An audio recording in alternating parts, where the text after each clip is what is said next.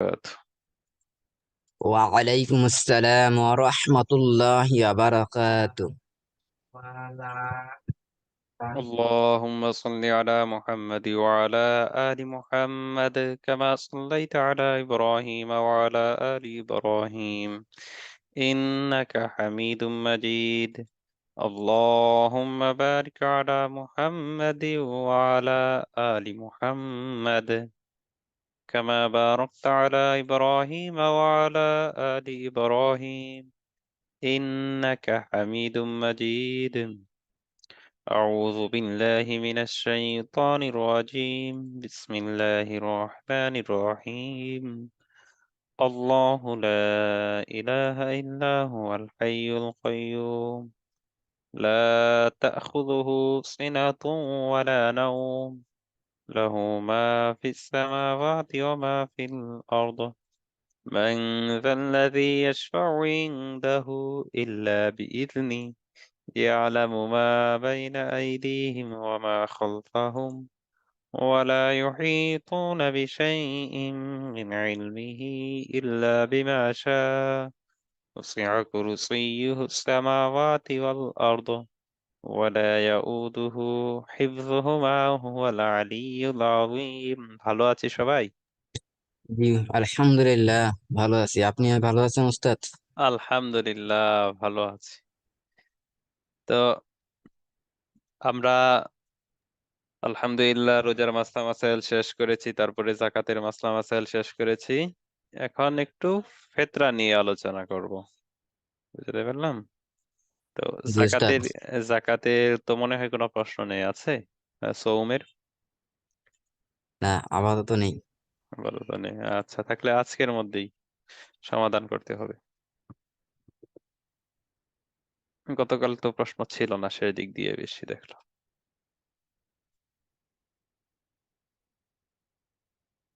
জি, আজকে last class. ও, গতকাল একটা প্রশ্ন মানে লাস্টে একজনে করেছিলেন, উত্তর দেওয়া হয় নাই। প্রভিডেন্ট ফান্ডের মানে যেটা স্বেচ্ছায়, সেটা তো সবসময় মানে প্রতি বছরই জাকাত দিতে হয় বলেছিলাম। আর যেটা বাধ্যতামূলক, যেটা বাধ্যতামূলক সরকারি ফান্ডে আপনাকে রেখে দেয়, উদাহরণস্বরূপ আপনার স্যালারি 50,000, এখান থেকে 2,000 টাকা রেখে দিচ্ছে। তো এই 2,000 টাকা যে রেখে দিচ্ছে, এর উপর জাকাত কখন আসবে? এর উপর জাকাত আসবে একদম লাস্টে, যখন আপনার হস্তগত হবে, যখন আপনার হাতে আসবে। এখন কথা হলো, আমার হাতে যে আসলো, এখন কি আমি বিগত দিনের জাকাত আদায় করবো? উদাহরণস্বরূপ 15 বছর, 20 বছর আমার জমা হয়েছিল প্রভিডেন্ট ফান্ডে, টাকাগুলো জমা হয়েছিল। এখন কি আমি 15-20 বছরেরটা আদায় করব? না, 15-20 বছরের না। এখন বর্তমানে হস্তগত হওয়ার পর 1 বছরেরটা আদায় করব, 1 বছরের আদায় করব। বুঝাতে পারলাম? তাহলে কি বললাম, স্বেচ্ছায় যদি প্রভিডেন্ট ফান্ড হয়ে থাকে তাহলে সেটার ক্ষেত্রে তো সুদও আসবে, সেটা সম্পূর্ণ হারাম। আর সেই ক্ষেত্রে মূলধনের উপর, মূল টাকার উপর প্রতি বছরই জাকাত আসবে।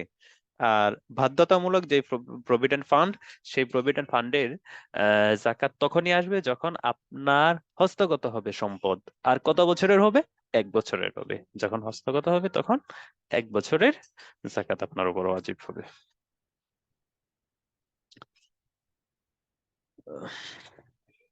সদকাতুল ফিতর, সদকাতুল ফিতর মানে কি?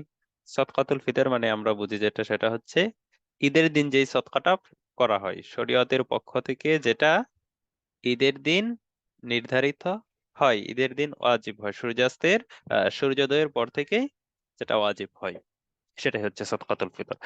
একসাথে যদি না বলে আমরা আলাদা ভাবে বলি, পৃথক, সদকাতুন, তাহলে সদকাতুন অর্থ হচ্ছে সদকা, দান। ফিতর মানে, ফিতরুন মানে ইফতার। ইফতার মানে কি? না রাখা। বোঝানোর উদ্দেশ্য হচ্ছে ঈদের দিন যেদিন রোজা না রাখা হয়, রোজার পরে সেই দিনে যে সদকাটা করতে হয়, সেই দিন যে দানটা করতে হয় শরীয়তের পক্ষ থেকে, যেটা নির্ধারিত হয় যেই পরিমাণ, সেই পরিমাণ কাউকে দান করা। কাকে দান করা? শরীয়তে যাকে দান করার কথা বলা হয়েছে, কে দান করবে, যাকে, কে দান করবে, এ সম্পর্কে বিস্তারিত আলোচনা আসছে সামনে।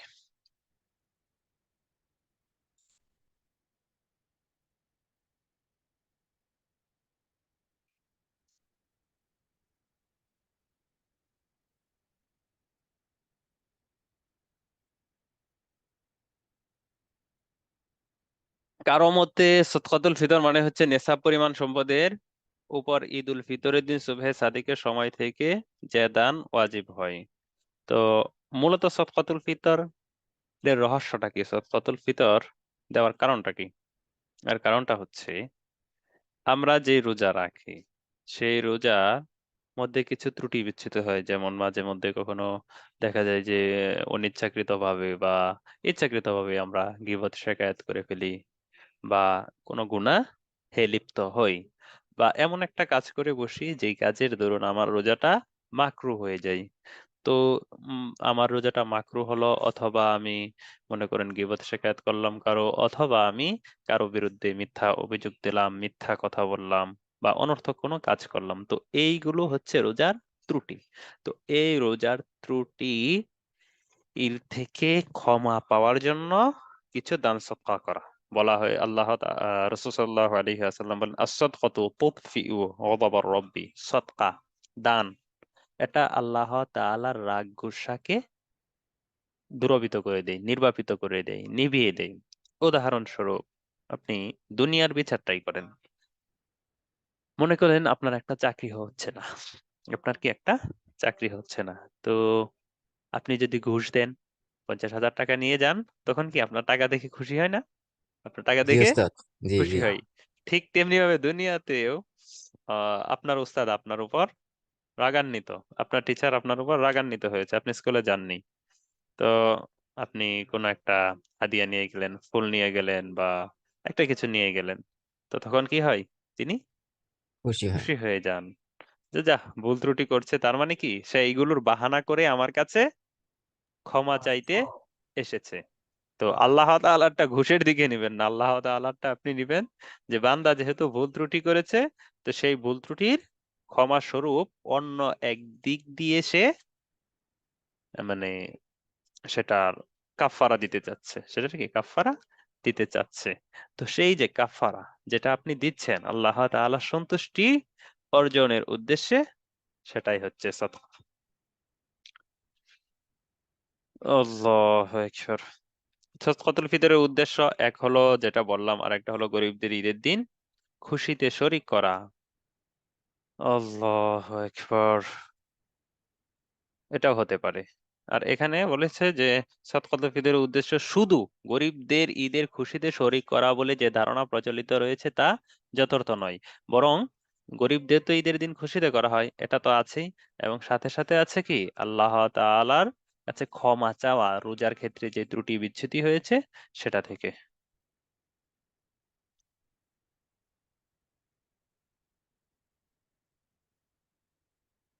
কি প্রশ্ন করলেন মাঝখানে?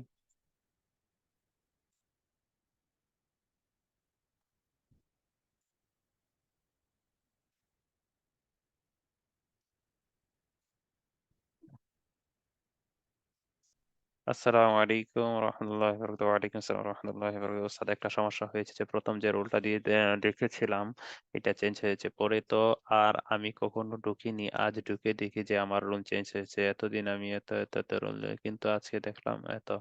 এখন কি করব? একটা ভাইয়ের রুল দিয়ে আমি জয়েন করেছি, তো অ্যাটেন্ডেন্স এসেছে, আমার অ্যাটেন্ডেন্স না আসলে কি করব? সিয়ার ভাই আছেন না কেউ? এটা করণীয় কি বলে দিন।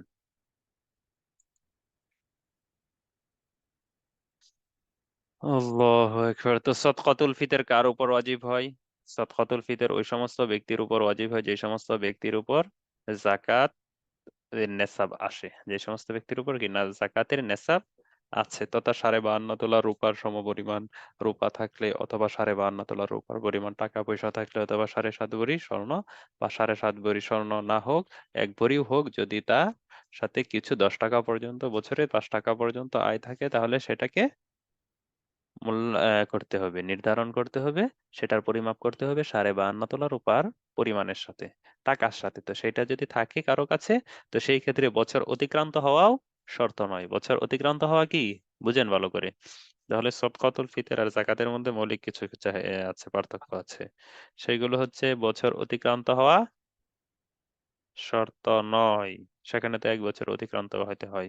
এই ধরনের অনেক শর্ত আছে। মোট কথা কি, যারা কোনো রকম সচ্ছল প্রায় সবার উপরেই সদকাতুল ফিতর ওয়াজিব হয়ে যায়। সদকাতুল ফিতরের ক্ষেত্রে হতে হয় আবার কি বলে জাকাতের ক্ষেত্রে মালে নামি হতে হয়, বর্ধনশীল মাল, যেমন ব্যবসার মাল হতে হয়, অথবা সেটা স্বর্ণ বা রূপা এটা হতে হয়, অথবা ব্যবসায়িক পণ্য হতে হয়। তো সদকাতুল ফিতরের ক্ষেত্রে এইগুলো না। সদকাতুল ফিতরের ক্ষেত্রে যদি আপনার কাছে আপনার এই প্রয়োজনের অতিরিক্ত যে জিনিসটা থাকবে সেটার কারণে সদকাতুল ফিতর ওয়াজিব হবে। যেমন উদাহরণস্বরূপ একজন প্রশ্ন করেছিলেন যে ফ্রিজ আছে মনে করেন তিনটা, একটা ব্যবহার করেন আর দুইটা এমনিতেই রেখে দেন, কখনো কখনো মন চাইলে ব্যবহার করেন, কখনো কখনো করেন না। তো এই ধরনের যে যে সমস্ত জিনিস আপনার কাছে নিত্য প্রয়োজনের অতিরিক্ত থাকবে সেই সমস্ত জিনিসের কারণে আপনার উপর সদকাতুল ফিতর ওয়াজিব হয়ে যাবে। বুঝতে পারলাম? তাহলে জি সদকাতুল ফিতর ওস্তাদ। আর যাকাতের মধ্যে কি আকাশ পাতাল ব্যবধান আছে। আবার অধিকাংশ ক্ষেত্রেও দেখা যায় যে জাকাত ফরজ হয় না অনেক মানুষের উপর, কিন্তু সদকাতুল ফিতর হজ খরচ হয়। ফরজ হয়ে যায়। হজ ফরজ হয়ে যায় কিভাবে? মনে করেন আপনার 60 বিঘা জমিন আছে, আপনার 1 বিঘাই প্রয়োজন হয় না এই এতে কি বলে এই উম, নিজের প্রয়োজন পূরণার্থে, নিজের পরিবার পরিজনকে চালাতে। আর বাকি যেটা আছে সেটাই কি আপনার প্রয়োজনের অতিরিক্ত। তো প্রয়োজনের অতিরিক্ত সেই সম্পদের উপর তো সরাসরি জাকাত আসে না। সেটা আপনি মনে করেন যদি চাষ করেন তাহলে তো সেটার থেকে লভ্যাংশ যেটা আসবে, আয় আসবে, সেটার উপর জাকাত আসবে। কিন্তু মনে করেন আপনি সেটা চাষও করেন না, জমিন জমিন এমনি পড়ে আছে, তো সেই জমিনের কারণে আপনার উপর হজ ফরজ হয়ে যাবে। বুঝতে পারলাম? তাহলে হজের মশালা কি একটু ভিন্ন রকম। আর সদকাতুল ফিতরের ক্ষেত্রে বললাম যে প্রয়োজনের অতিরিক্ত যেটা আছে সেটার কারণেই আপনার উপর সদকাতুল ফিতর ওয়াজিব হয়ে যাবে। আপনি একটা মোবাইল ব্যবহার করেন 5,000 টাকা দামের, আর একটা আছে আপনার 50-60 হাজার টাকা দামের, তো এটার কারণে আপনার উপর সদকাতুল ফিতর ওয়াজিব হয়ে যাবে প্রয়োজনের অতিরিক্ত যেটাই থাকবে সেটার কারণেই। তো বালিগ, আকিল, নাবালিগ সকলের উপর সদকাতুল ফিতর ওয়াজিব হয়। এখন কথা হলো বালিগ যদি আকিল থাকে, মানে আহ নাবালিগ যদি থাকে কারো, তাহলে সেটার ফিতর কার থেকে দিতে হবে? সেটার ভিতর দিতে হবে এই উম, তার সম্পদ, যদি নিজস্ব কোনো সম্পদ থাকে, তার নামে যদি কিছু সম্পদ দেওয়া থাকে তাহলে সেখান থেকে আদায় করতে পারে। যদি তার উপর তার নিজের নিজস্ব সম্পদ না থাকে তাহলে পিতা নিজের পক্ষ থেকে আদায় করে। আর স্বাভাবিকভাবে এগুলো পিতাই কি আদায় করে দেয়। স্ত্রীর সদকাতুল ফিতর স্ত্রী আদায় করবে, স্বামীরটা স্বামী আদায় করবে। আর বালেগ যারা আছে তাদের পক্ষ থেকে পিতা মাতার সদকাতুল ফিতর আদায় করা ওয়াজিব নয়। তো সফওয়াতুল ফিতরের ক্ষেত্রে একটা দেখে নিই, আমরা হাদিস থেকে আমরা দেখে নিই। আন্না নবী সাল্লাল্লাহু আলাইহি ওয়াসাল্লাম বাআসা মুনাদিয়া ইউনাদি ফি জাজি মক্কা। হাদিসটা আছে জামে তিরমিজির প্রথম খণ্ডের 85তম হাদিস। রাসূল সাল্লাল্লাহু আলাইহি ওয়াসাল্লাম একজন ঘোষণাকারীকে প্রেরণ করলেন মক্কার গলিতে, আলা, এবং বললেন যে বলো, আলা জেনে রাখো, ইন্না সদকাতাল ফিত্রি, নিশ্চয়ই সদকাতুল ফিতর ওয়াজিবুন, ওয়াজিব, আলা কুল্লি মুসলিমিন যাকারিন আও উনসা, হুররিন আও আবদিন, সগীরিন আও কাবীরিন, মুদ্দানি মিন খুমহিন আও সাআন মিম্মা সিওয়াহু মিন আত-তাআমি। রাসূল সাল্লাল্লাহু আলাইহি ওয়াসাল্লাম বলেন, জেনে রাখো সদকাতুল ফিতর ওয়াজিব প্রত্যেক মুসলমানের উপর, চাই সে পুরুষ হোক বা মহিলা হোক, স্বাধীন হোক বা গোলাম হোক, ছোট হোক বা বড় হোক। তো এখানে কি বলা হচ্ছে? ছোট হোক বা বড় হোক, এতে ও কি কোনো পার্থক্য নেই। সেটা বালেগ হোক নাবালেগ হোক, এতেও কোনো পার্থক্য নেই। তো কতটুকু? 100 খেজুর বা আধা শ গম। তো এটার হিসাব সামনে আসছে, হিসাব আমাদের সামনে আসছে। আবার হাদিসে এসেছে ফারাদ রাসূলুল্লাহ সাল্লাল্লাহু আলাইহি ওয়াসাল্লাম হাযিহি সাদকাতা সা'আম মিন তামারিন আও শাঈরিন আও নিসফি সা'ইন মিন খুমহিন আলা কুল্লি হুররিন আও মামলুকিন যাকারিন আও উনসা সগীরিন আও কাবীরিন। রাসূল সাল্লাল্লাহু আলাইহি ওয়াসাল্লাম এই সদকাতুল ফিতরকে 100 খেজুর থেকে বা জব জব বা খেজুর দিয়ে 100 সদকাতুল ফিতর ওয়াজিব করেছেন প্রত্যেক পুরুষ বা প্রত্যেক মহিলার উপর, এবং প্রত্যেক ছোট বড় বালেগ না বালেগ সবার উপর ফিতর। এখন কথা হলো নিঃশ্চয় স কি, এটা আমরা জানি, এটা আমরা জানি। তো ফিতের কি টাকা দ্বারা আদায় হবে কিনা, এই একটা বিতর্কিত মাসালা বর্তমানে।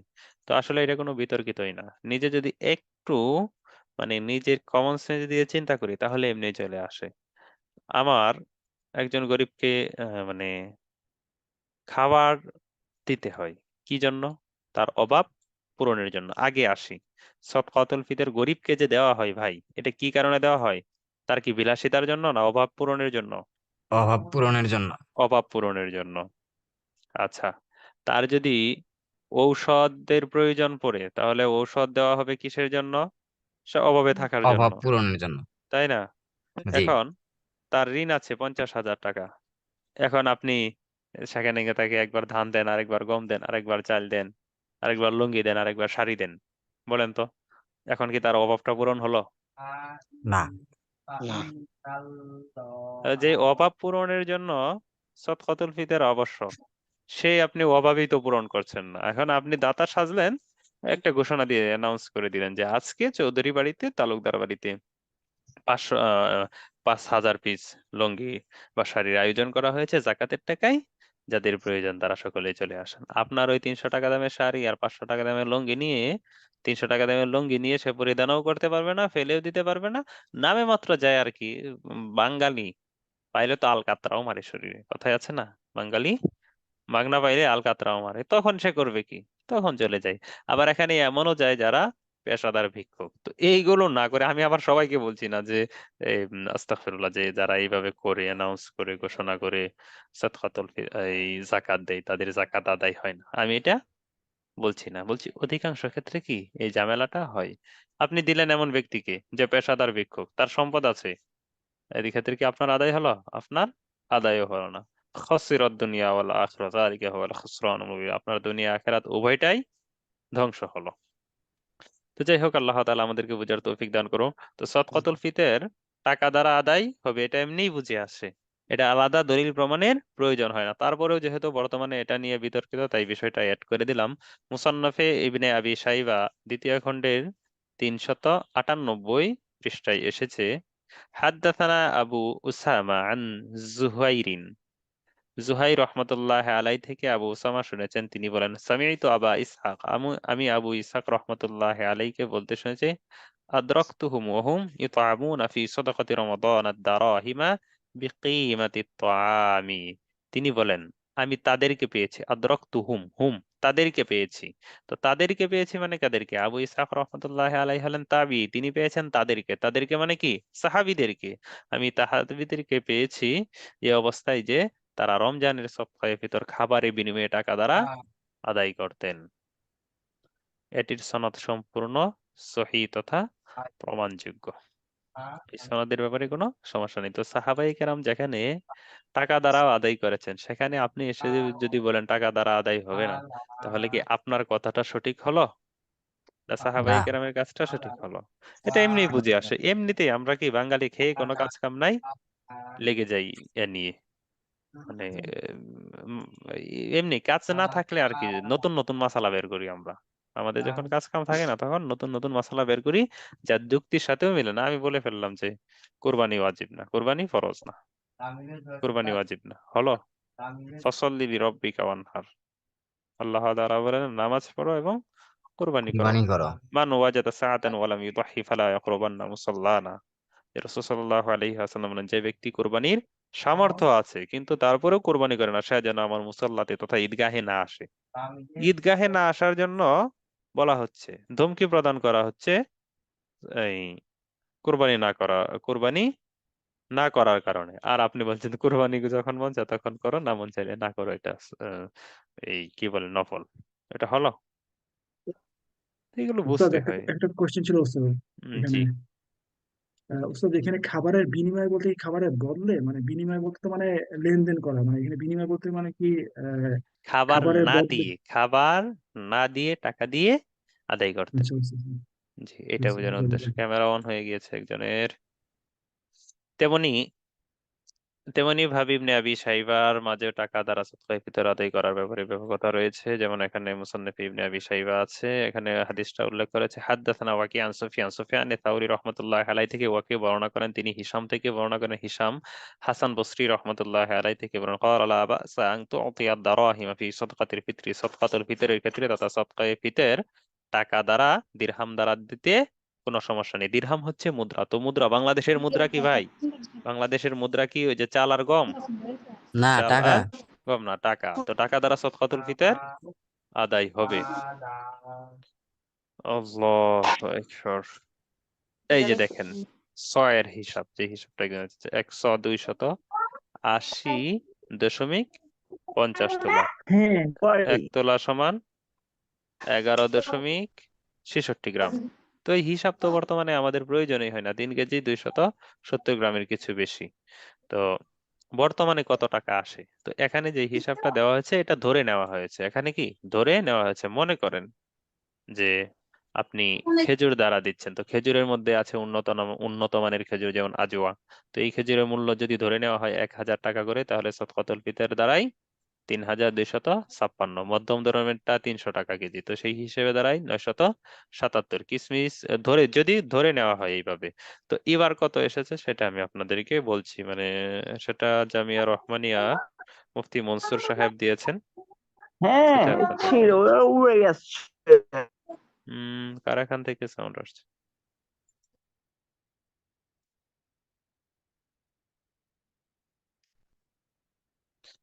শুনেন এবার কত এসেছে। পনির, যদি পনির দিয়ে কেউ দেয়, তাহলে 3.3 কেজির মূল্য আসছে 700 প্রতি কেজিতে আর কি, 760। সেই হিসেবে 2,500, মানে 2,500 টাকা। আর খেজুর দিয়ে যদি দেন তাহলে আসবে 2,000 টাকা। কিশমিশ দিয়ে দিলে হবে 1,800 টাকা। জব দিয়ে দিলে হবে 650 টাকা। গম বা আটা দিয়ে যদি দেন তাহলে আসবে 100 টাকা। আবার বলছি, গম বা আটা দিয়ে হবে 100 টাকা, জব দিয়ে হবে 650 টাকা, কিশমিশ দিয়ে হবে 1,800 টাকা, খেজুর দিয়ে হবে 2,000 টাকা, পনির দিয়ে হবে 2,500 টাকা। এটা কি অ্যাড করে দিলে ভালো হয় এখানে? জি সদকাতুল ওস্তাদ, এখানে দিলে ভালো হবে যদি ওইটা অ্যাড দিলে করবেন। ভালো হবে, আচ্ছা ঠিক জি। আছে, তাহলে এই অংশটা কেটে ওইটা এখানে রিজেক্ট করে দিব না ইনশাআল্লাহ। ঠিক আছে। সদকায়ে ফিতরের হকদার কারা?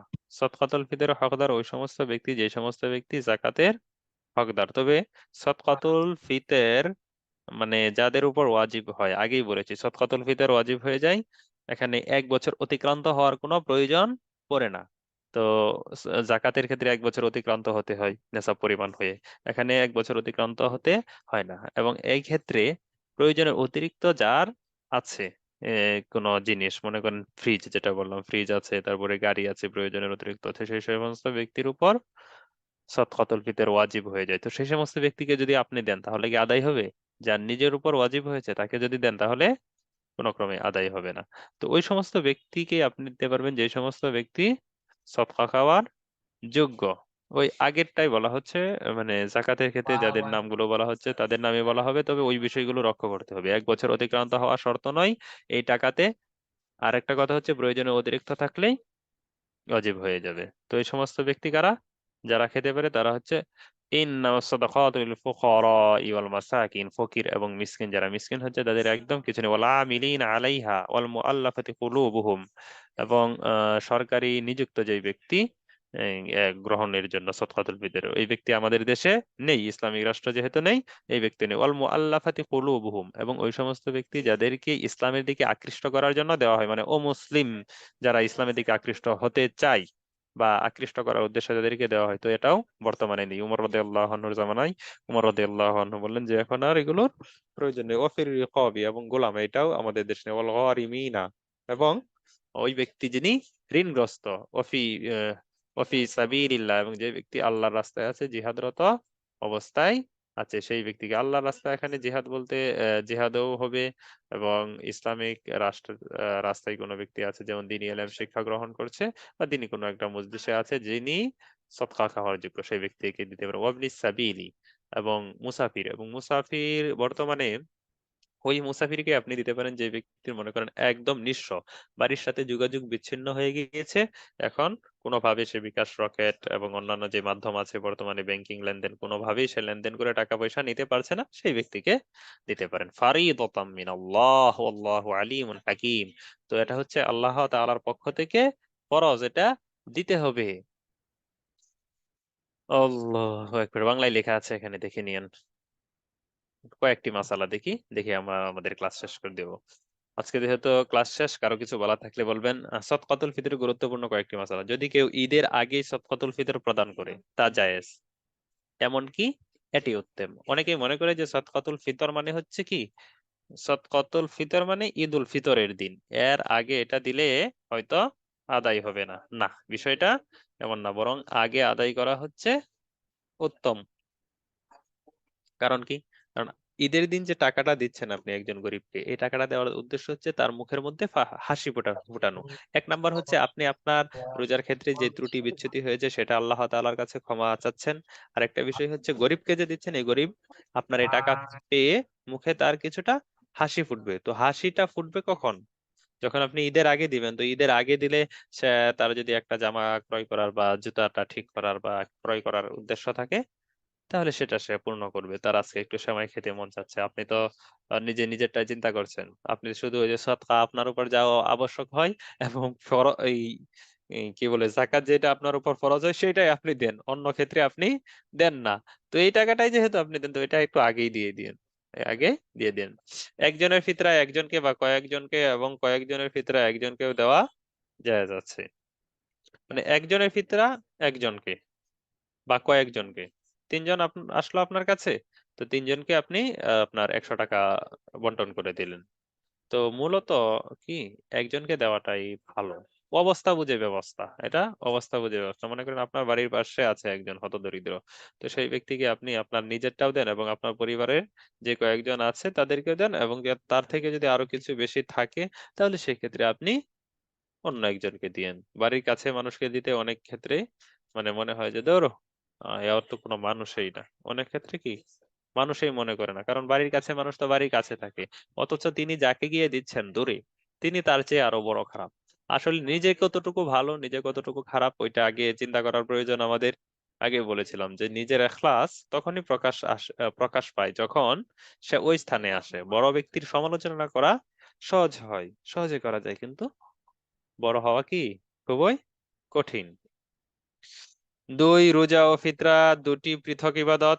তাই যদি কোনো কারণে রোজা না রাখলেও ফিতরা দিতে হবে। মানে যদি কোনো কারণে রোজা রাখে না, উদাহরণস্বরূপ অন্তঃসত্ত্বা নারী রোজা রাখতে পারেন, ডাক্তার বলেছে, শরীর ডাক্তার বলেছে যে যদি রোজা রাখে তাহলে সন্তানের ক্ষতি হয়ে যাবে, বা দুধ পান করাচ্ছে এমন মহিলা যার ব্যাপারে বলা হয়েছে দুধ পান না করালে বাচ্চার ক্ষতি হবে, কোনো কিছু মানে মানে কোনো কিছু করতে পারছে না, সেমন কথা রোজা রাখতে পারলো না, তো সেই ব্যক্তির সদকাতুল ফিতর দিতে হবে। ঈদের নামাজের আগে আদায় করতে না পারলে মাফ হয়ে যায় না, এটা কি মাফ হয়ে যায় না? যে ঈদের আগে যেহেতু পারি নাই, তো ও করে দিও, এটা হয়তো মাফ হয়ে গেছে, না, মাফ হয়ে যায় নাই। আল্লাহু আকবার। বরং ঈদের 2-1 দিন আগে আদায় করে দিবেন, সেটা হবে উত্তম। নিজ পরিবারভুক্ত নয় এমন কোন লোকের পক্ষ থেকে অনুমতি ছাড়া সদকাতুল ফিতর আদায় করলে আদায় হবে না। 6, স্ত্রীলোক যদি সচ্ছল হয় তাহলে শুধু তার উপর সদকাতুল ফিতর ওয়াজিব, তার নিজের ব্যতীত স্বামী, সন্তান, বাবা মার পক্ষ থেকে দেওয়াটা ওয়াজিব নয়। 7, সদকাতুল ফিতর আদায় করার পর ঈদের দিন যদি মূল্যবান মূল্য বেড়ে যায় তাহলে অতিরিক্ত মূল্য আদায় করতে। এখানে এটা বোঝানোর উদ্দেশ্য ছিল না। বিদেশে অবস্থানরত বাংলাদেশি প্রবাসী কোন ব্যক্তি যদি বাংলাদেশে সদকাতুল ফিতর আদায় করতে চান তাহলে সে কোন দেশের হিসাব করবে? এটা একটা জটিল ও কঠিন বিষয়। অনেকে মানে চিন্তা করে যে এখন আমি তো সৌদিতে আছি, তো সৌদিতে আদায় করতে চাইলে সৌদিতে তো অনেক মান বেড়ে যায়, অনেকে টাকার মান বেশি, তো সেই হিসেবে তো বাংলাদেশে যদি 100 টাকা আসে তো সৌদির হিসাব করলে 500 টাকা হয়তো আসতে পারে, তো সেই হিসেবে আমি 100 টাকা আদায় করে দিই না। আপনি যেখানে অবস্থান করছেন সেই স্থানের মূল্য ধরে আদায় করবেন। তবে আপনার যে মূল খানটি সেটা করে যদি আপনি আদায় করেন, উদাহরণস্বরূপ আপনি বাংলাদেশ থেকে সৌদি আরবে গিয়েছেন, তো আপনার নিয়ম হচ্ছে আপনি সৌদি আরব যে অবস্থান করছেন সৌদি আরবে বর্তমানে কত টাকা এসেছে সেই অনুযায়ী আদায় করবেন। কিন্তু যদি বলেন না আমি বাংলাদেশেরটাই হিসাব করবো, আপনি এতই কৃপণ ব্যক্তি হয়ে থাকেন, তাহলে সেই ক্ষেত্রেও করতে পারেন, তবে এটা হবে অনুত্তম। আল্লাহ তাআলা যেহেতু আপনাকে প্রবাসে নেওয়ার তৌফিক দান করেছে, প্রবাসে যাওয়ার তৌফিক দান করেছেন, আপনি ইংল্যান্ডে আছেন, থাইল্যান্ডে আছেন, মাসে 50,000 টাকা, 1 লাখ টাকা, 2 লাখ টাকা কামাই করেন, তো সেই হিসেবে আপনি গরিবকে একটু বেশি দিলে কি ঠকবেন না? আল্লাহ তাআলা আপনার উপর দয়া করবেন, আল্লাহ তাআলা আপনার উপর রহম করবেন, আপনারও বেশি করতে পারবেন। তো এই ক্ষেত্রে কেউ কৃপণতা করবো না। যদি কোনো প্রবাসী থেকে থাকে ক্লাসে আজকে, চাউল দ্বারা সদকাতুল ফিতর যদি কোনো ব্যক্তি আদায় করতে চায় তাহলে আদায় হবে না, বরং এটার মূল্য বিবেচ্য হবে, অর্থাৎ 100 খেজুর বা আধা শ গমের বাজার দর যা আসে সেই মূল্যের ধান চাল আদায় করতে হবে, সেই মূল্যের ধান চাল আদায় করতে হবে। তো আমি সবসময় উদ্বুদ্ধ করি যে টাকা দিয়ে দিবেন, কি টাকা দিয়ে দিবেন। এখন সে টাকা দিয়ে ধানও কিনতে পারে, চালও কিনতে পারে, গমও কিনতে পারে, মহিষের গোশতও কিনতে পারে, খাসির গোশতও কিনতে পারে। ইচ্ছা করলে যদি সে অসুস্থ থাকে তাহলে ঔষধেও কিনতে পারে, ঋণগ্রস্ত হলে ঋণও পরিশোধ করতে পারে। তাহলে হকদারের হক আপনি তার কাছে পৌঁছে দেন, তার অভাব দূর করা হচ্ছে উদ্দেশ্য। তো তার অভাবটা যেইভাবে দূর করার সম্ভব হয়, যেইভাবে তার কাছে সহজ হয়, সেই পদ্ধতিটাই আপনি অবলম্বন করুন। সদকাতুল ফিতরের পেজটা আসসালামু কেউ এটা, আলাইকুম উস্তাদ। ওয়ালাইকুম সালাম, এটা আবার বলছি, এটা অনেকের, এটা লিখবো, এটা লিখে দিয়ে দেবো, এটা এখানে অ্যাড করি নাই তো। একটা প্রশ্ন ছিল আর কি। জি দাঁড়ান একটু আবার বলে নিই। পনির দিয়ে যদি দেন তাহলে 2500 টাকা, মানে প্রত্যেকে নিজের সাধ্য অনুযায়ী। আপনার যোগ্যতা আছে পনির দিয়ে দিতে, মানে কোনো সমস্যা নেই, 2500 কেন, আপনি যদি 5000ও দেন 10,000ও দেন তাতে কোনো সমস্যা নেই। সেই ক্ষেত্রে আর কি আপনার সাধ্য অনুযায়ী আপনি যেই মানের লোক সেই মানেরটা দিয়ে দিবেন। পনির দিয়ে দিলে দিবেন 2500 টাকা, আর যদি খেজুর দিয়ে দেন তাহলে দিবেন 2000 টাকা, কিশমিশ দিয়ে দিলে 1800 টাকা, জব দিয়ে দিলে 650, জব দিয়ে দিলে 650, গম দিয়ে দিলে 100। আবার বলছি, গম বা আটা 100, গম বা আটা দিলে 100, আর জব দিয়ে দিলে 650, কিশমিশ দিয়ে দিলে 1800, কিশমিশ দিয়ে দিলে 1800, খেজুর দিয়ে 2000, পনির দিয়ে 2500। জি ভাই। উস্তাদ, ওই অন্যান্য খাদ্যদ্রব্যের ক্ষেত্রে এক সা, কিন্তু ওই গমের ক্ষেত্রে আধ সা কেন, এটা একটু আর কি জানতে ইচ্ছা হচ্ছে। ওইটা মানে শরীয়ত প্রণীত যেইভাবে করেছে সেইভাবে, এটা আমাদের মানে আলাদা কোনো প্রশ্ন নেই, আলাদাভাবে কি কোনো প্রশ্ন করতে না, শরীয়ত প্রণীত এইভাবে দিয়েছেন এইভাবে। কারণ আপনি তো এই প্রশ্ন জাকাতের ক্ষেত্রেও করতে পারেন, যেমন জাকাতের ক্ষেত্রে আপনার স্বর্ণ বা রূপা দিয়ে কেন, রূপা তো আপনার এই একদম কম, স্বর্ণের তুলনায় কি একদম কম না। দাম কম। হ্যাঁ, তো সেই ক্ষেত্রে যদি বলেন যে এটা তো মিললো না, এটা কি মিললো না, শরীয়ত প্রণীত না। যেইভাবে দিয়েছে সেইভাবে আপনার মেনে নেন। আল্লাহু আকবার। এখানেও একটা বড় পরীক্ষা, এখানে কি একটা বড় পরীক্ষা যে আপনি কি কোন রকম দায়িত্ব আদায় করলেন, আপনার উপর যেটা ওয়াজিব হয়েছে সেটা কি আপনি কোন রকম আদায় করলেন না, একদম সন্তুষ্ট চিত্তে যে আল্লাহ তাআলা যেহেতু আমার উপর ওয়াজিব করেছেন আর আমাকে স্বার্থ দিয়েছে, আমাকে সামর্থ্যবান বানিয়েছেন, সেই হিসেবে আমি আমার সামর্থ্য অনুযায়ী আদায় করি। একটি ঘটনা আছে, মানে ঘটনা কি হাদিসের কিনা সেটা আমার জানা নেই।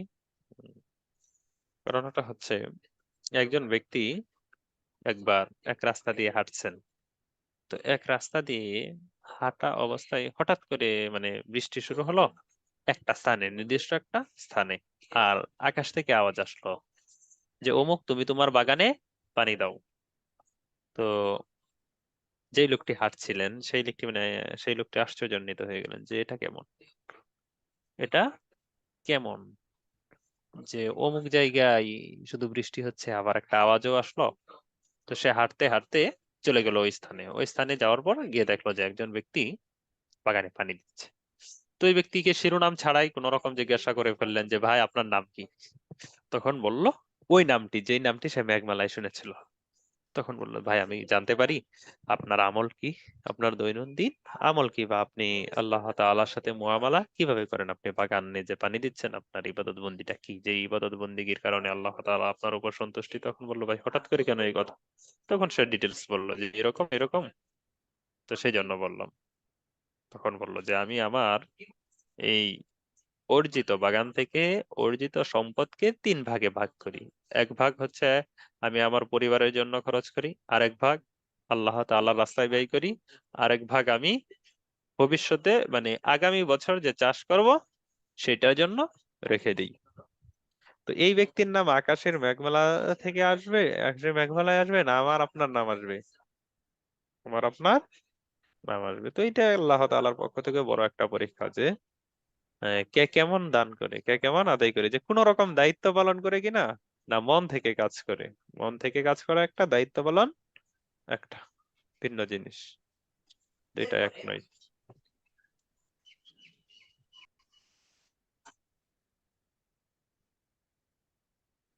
অনেকে নিজের নাম দিয়ে প্রবেশ করেছেন, এই যে যেমন বোনদের নাম দেওয়া, তো এখানে কোনো ঝামেলা হলে বোনেরা নাম দিয়ে কেন? আজকে লক্ষ্য করলাম এই নাম দিয়ে প্রবেশ করবেন না, রোল নং দিবেন।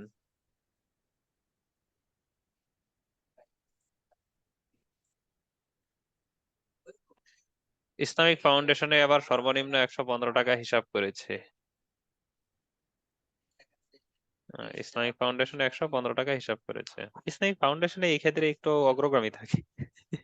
এই ক্ষেত্রে একটু অগ্রগামী থাকে, দেখবেন জাকাতের ক্ষেত্রে অন্যদের তুলনায় একটু কমে আসে। মানে বেশি হলে কি গরিবরা উপকৃত হবে, সাধারণভাবে মানুষকে যত বয়ান টয়ান করো সরকারি লোক তাদের কথা তো শুনে না, কিন্তু এই ক্ষেত্রে এসে একটু অন্যভাবে দেখে আর কি, যেন মানুষ এই ইসলামের প্রতি নম্র হয়েও গরিব দুঃখীদের অভাব অনটন দূর করে। জাকাতের মানে এর ক্ষেত্রে আপনারা আমাকে বললেন যে জাকাত ফরজ হয়েছে তাদের মধ্যে 73,000 টাকায়, 73,000 টাকায়। আর সদকাতুল ফিতর সর্বনিম্ন 115, যে দেন বেশি, যত বেশি দিবেন তত বেশি ভালো হবে।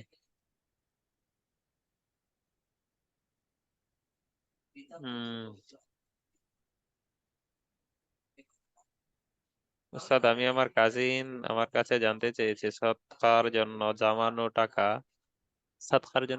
টাকা কি নিজের ঋণগ্রস্ত গরিব মা বাবা সৎকার জন্য জমানো টাকা কি নিজের ঋণগ্রস্ত গরিব বাবা মাকে দেওয়া যাবে? আপুর বিয়ে হয়ে গেছে, হাজব্যান্ড হাজব্যান্ড পক্ষ থেকে না, এটি কোনো জাকাতের টাকা নয়, নিজের থেকে জমানো সৎকার জন্য। ফটিও থেকে আমি সঠিক উত্তর পাইনি, ফতোয়া থেকে আমি সঠিক উত্তর পাইনি। আসলে সৎকার টাকাটা আপনি আপনার বাবা মাকে দিবেন, সৎকার জামিনী, এটা কি আপনার মানে একটু লাগে না অন্যরকম? আপনার মনে মানে বিবেকের মধ্যে যে সৎকার জন্য জানিয়ে সেটা কেন?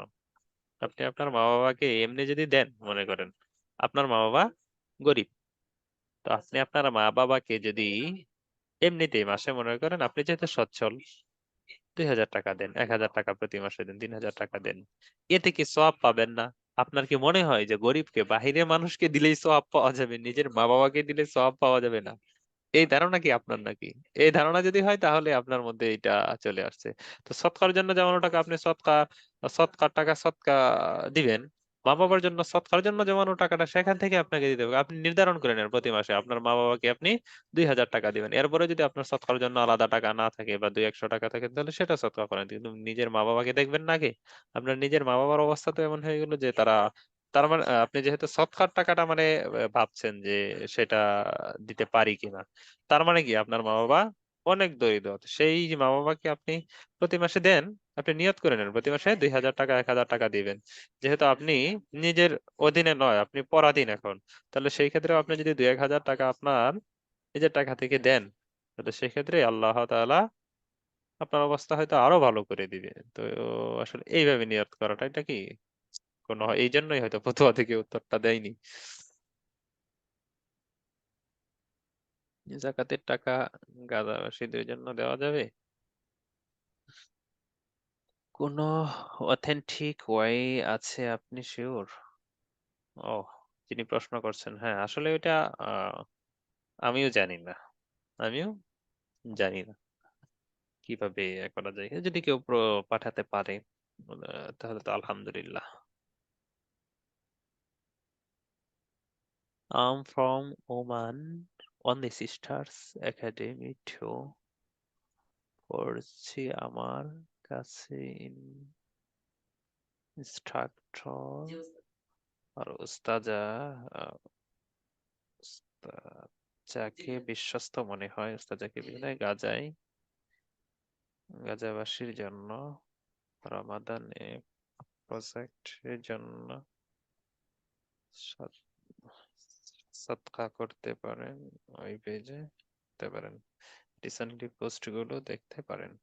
এটাই করেন, মানে বাংলায় লিখে দেন, এটা বাংলায় লিখে দেন, এটা ইংলিশটা কি পড়তে সময় হয় না? পড়তে তো সময় যায়।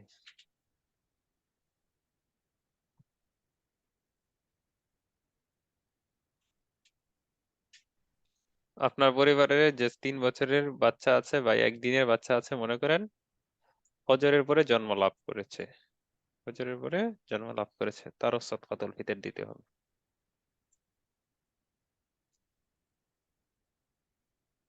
ওস্তাদ, বর্তমানে 30,000 টাকার গহনা, 12,000 টাকা নগদ আছে, প্রয়োজনীয় না আমার জন্য ফেতরা ওয়াজিব? আর কিছু নেই আপনার একদম? অবশ্যই তো আছে আপনার। সদকা স্বাভাবিকভাবে সবার উপর ফরজ হয়ে যায়, যারা চলে ফিরে খেতে পারে স্বাভাবিকভাবে সকলের উপর ফরজ হয়ে যায়। এটা নিয়ে আবার মানে গবেষণার প্রয়োজন নেই, প্রত্যেকে দিয়ে দিয়েন, সদকা সবার উপরেই ফরজ হয়ে যায়। ফিতরার পরিমাণে পেজটা,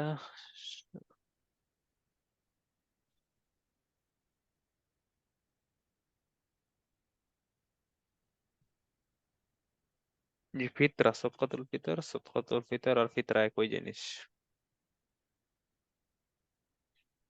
হ্যাঁ, 115 টাকা ধরে আদায় করেন, আরো ভালো হবে। জি,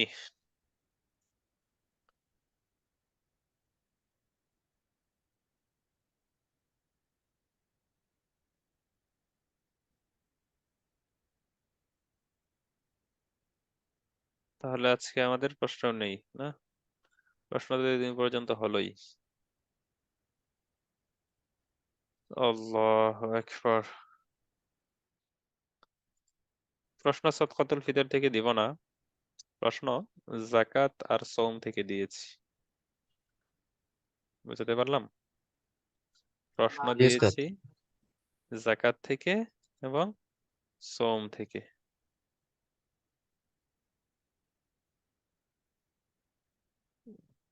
ওই যে টপিকে দিয়েছি। পরীক্ষা কখন ওস্তাদ? পরীক্ষা জানেন না? বলে দেন একজন।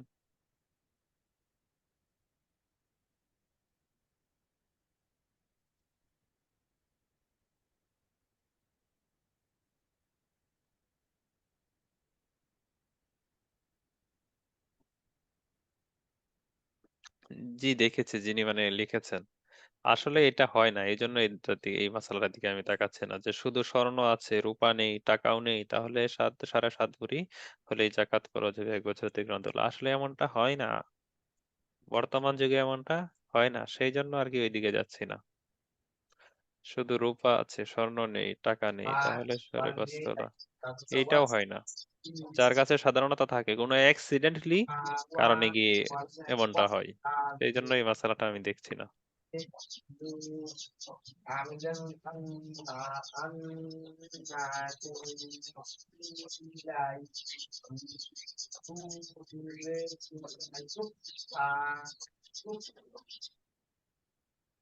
বারবার আমার ব্যাকগ্রাউন্ড থেকে সাউন্ড আসে।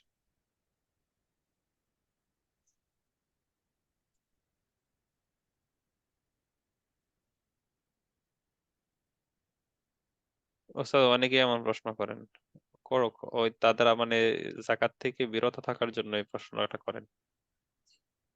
না হয় আমি আপনাদেরকে বলেছি না যে ওলামায়ে কেরাম বলছেন 10 টাকা 5 টাকা পর্যন্ত যদি আয় থাকে বছর অতিক্রান্ত হয়ে, আর সেটা যদি 52.5 তোলা রূপার সাথে মেলানো যায় মূল্য পরিমাণ, তাহলে সেই স্বর্ণের ক্ষেত্রে জাকাত চলে আসবে। তো 1 ভরি কেন, বর্তমানে আধা ভরির দাম হচ্ছে কত? 1,14,000 হলে আধা ভরি স্বর্ণ দিয়ে আর কিছু টাকার মধ্যে জাকাত ওয়াজিব হয়ে যায়, জাকাত ফরজ হয়ে যায়, সেই জন্য আর কি ওইটা দেখি না। সেই প্রশ্ন যারা করে বিরত থাকার জন্য, এখানে অনেক প্রশ্ন করেছেন আপনারা ইতিপূর্বে, 1 ভরির কম আছে, 1 ভরি আছে, 2 ভরি আছে, 3 ভরি আছে, 5 ভরি আছে, আর আপনার কাছে 10 টাকা 20 টাকাও কি আয় থাকে না বছর শেষে? মূলত এই বিলাসিতার কারণেই এটা দিতে হয়। উস্তাদ, প্রথম থেকে আজকের ক্লাস পর্যন্ত বিশেষ করে জাকাত নিয়ে অল্প অল্প করে বলুন, মানে রিভিশন দিয়ে এটা রিভিশন তো সম্ভব নয়, তো এটা রিভিশন কেমনে দেবো উস্তাদ? দিনের বেলা যদি কারো হায়েজ ভালো হয়, সে তো না খেয়ে থাকবে রোজা সব মানার্থে, কিন্তু ফরজ গোসল দেওয়ার সময় কি গড়গড়া করতে পারবে নাকি নাকি না? এটা তো বলেছি একদম ক্লাসের শুরুতেই বলেছি, ফরজ গোসলের ক্ষেত্রে গড়গড়িয়ে কুলিও করবে না এবং নাকের নরম স্থানে, যে স্থানে পানি পৌঁছালে কি ভিতরে চলে যায় সেই স্থানে পৌঁছাবে না। যদি এমনটা করে তাহলে মাকরু হবে। আর যদি ভিতরে চলে যায়, গড়গড়িয়ে কুলি করতে গিয়ে ভিতরে চলে যায়, নাকের নরম স্থানে করতে গিয়ে পানি পৌঁছাতে গিয়ে যদি নাকের ভিতর চলে যায়, তাহলে তো সরাসরি চলে যাবে এতেই পাকস্থলীতে। রোজা একটি কয়েকটি হয়ে যাবে, ভেঙে যাবে।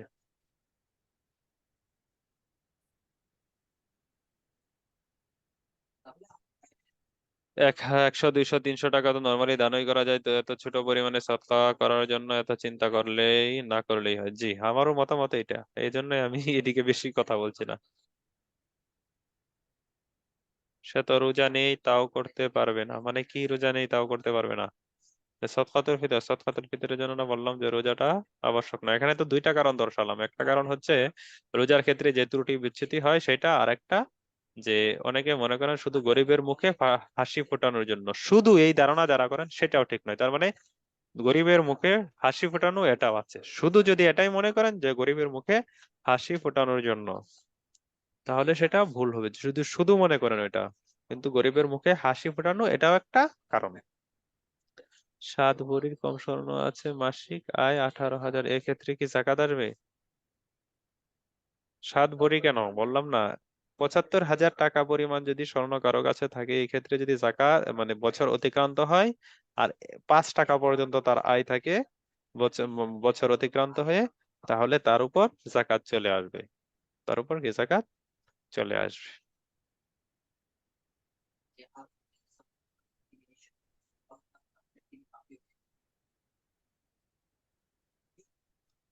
উস্তাদ, রোজা অবস্থায় দিনের বেলায় হাজবেন্ড ওয়াইফ ফোন ছুটি না করাই তাহলে উত্তম, যেহেতু রোজা হালকা হওয়ার সুযোগ আছে, ভেঙে যেতে পারে। হ্যাঁ, অবশ্যই। মানে দিনের মাঝামাঝি হায়েজ ভালো হলে। ও, হায়েজ ভালো হলে তো তখন তো আপনি রোজাই না, আপনি রোজাই না। জি, পারবেন। দিনের মাঝামাঝি হায়েজ ভালো হলে গড়গড়া করেন। আপনার যেহেতু রোজা না, আপনি কি আজকে তো আর রোজা না, করতে পারবেন, সমস্যা নেই। আল্লাহু আকবার। তাহলে জাকাতের ক্ষেত্রে আর কি বলবো? আচ্ছা, সামারির মতো একটু দিয়ে নেই। যদি কোনো ব্যক্তি গ্রামে মনে করেন মসজিদ নির্মাণ করতে পারছে না, মসজিদটা এখনো আটকে আছে, 3 বছর যাবত কাজ হচ্ছে, 3 বছর যাবত কাজ চলছে, তো এখন এটা হচ্ছে না। এখন আপনি আপনি চাচ্ছেন যে আপনার জাকাত এসেছে 3 লাখ টাকা, তো 2 লাখ বা 2.5 লাখ টাকা আপনি মসজিদে দিয়ে দেবেন। এই মোটা অঙ্কের টাকাটা জাকাতটা কি মসজিদে দিয়ে দিবেন। তাহলে এতে কি বেশি সওয়াব হবে না কম হবে না মাকরু হবে?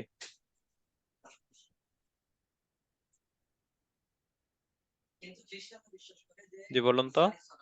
মসজিদের কাজ চলমান 3 বছর যাবত, এখনো পর্যন্ত মসজিদটা হতে পারছে না। এখন আপনার 3 লাখ টাকা জাকাত এসেছে, তো সেখান থেকে 2 লাখ টাকা চাচ্ছেন মসজিদে দিয়ে দিতে, মসজিদ নির্মাণের ক্ষেত্রে। তো সেই ক্ষেত্রে কি এটা উত্তম হবে না জাকাত আদায় অনুত্তম? হবে না। মসজিদে তো জাকাত দেওয়া যায় না। একজন বলছে মাকরু হবে। জাকাত আদায় হবে না, কারণ ওর মালিক বানিয়ে দেওয়ার মসজিদ ব্যবস্থা কারো থাকছে না। ব্যক্তিগত সম্পদ নয়। মসজিদে কাউকে মালিক বানানো হয় না, সেই জন্যই জাকাত আদায় হবে না। 75,000 টাকায় কত টাকা দিতে হবে? 75,000 টাকা শতকরা হিসাব করেন, শতকরা 2.5% হলে কত টাকা আসে? কত টাকায় আসবে? জি, যদি কেউ ব্রিজ নির্মাণ করে, ব্রিজ সাঁকো পুল নির্মাণ করে দেয়, তাহলে জাকাত আদায় হবে?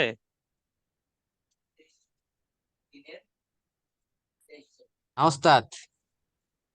ভাইরা কি মিউট না, আনমিউট হতে পারছেন না?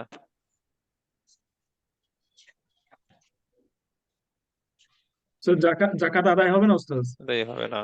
জি, মাশাআল্লাহ। আপন বোনকে আপন বোনকে কি জাকাত দেওয়া যাবে? জি যাবে। যাবে ওস্তাদ। যাবে।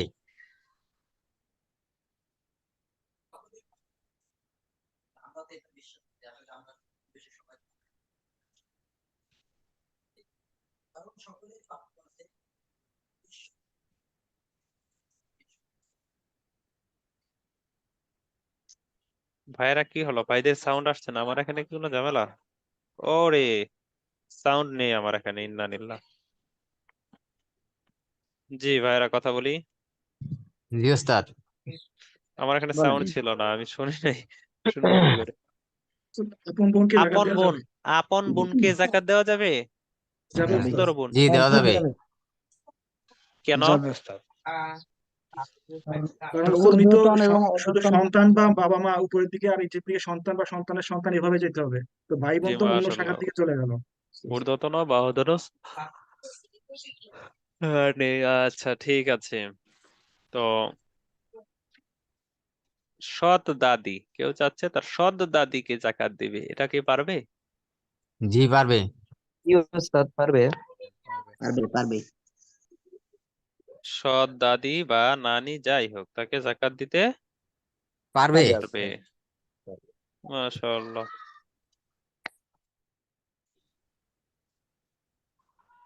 কেউ অনিচ্ছাকৃত, মানে ভুলবশত রোজার মধ্যে, রোজার দিনে সহবাস করে ফেললো, ভুলবশত, রোজার কথা মনে নেই, তো এই ক্ষেত্রে কাজা কাফফারা উভয়টা আসবে, না শুধু কাজা আদায় করতে হবে?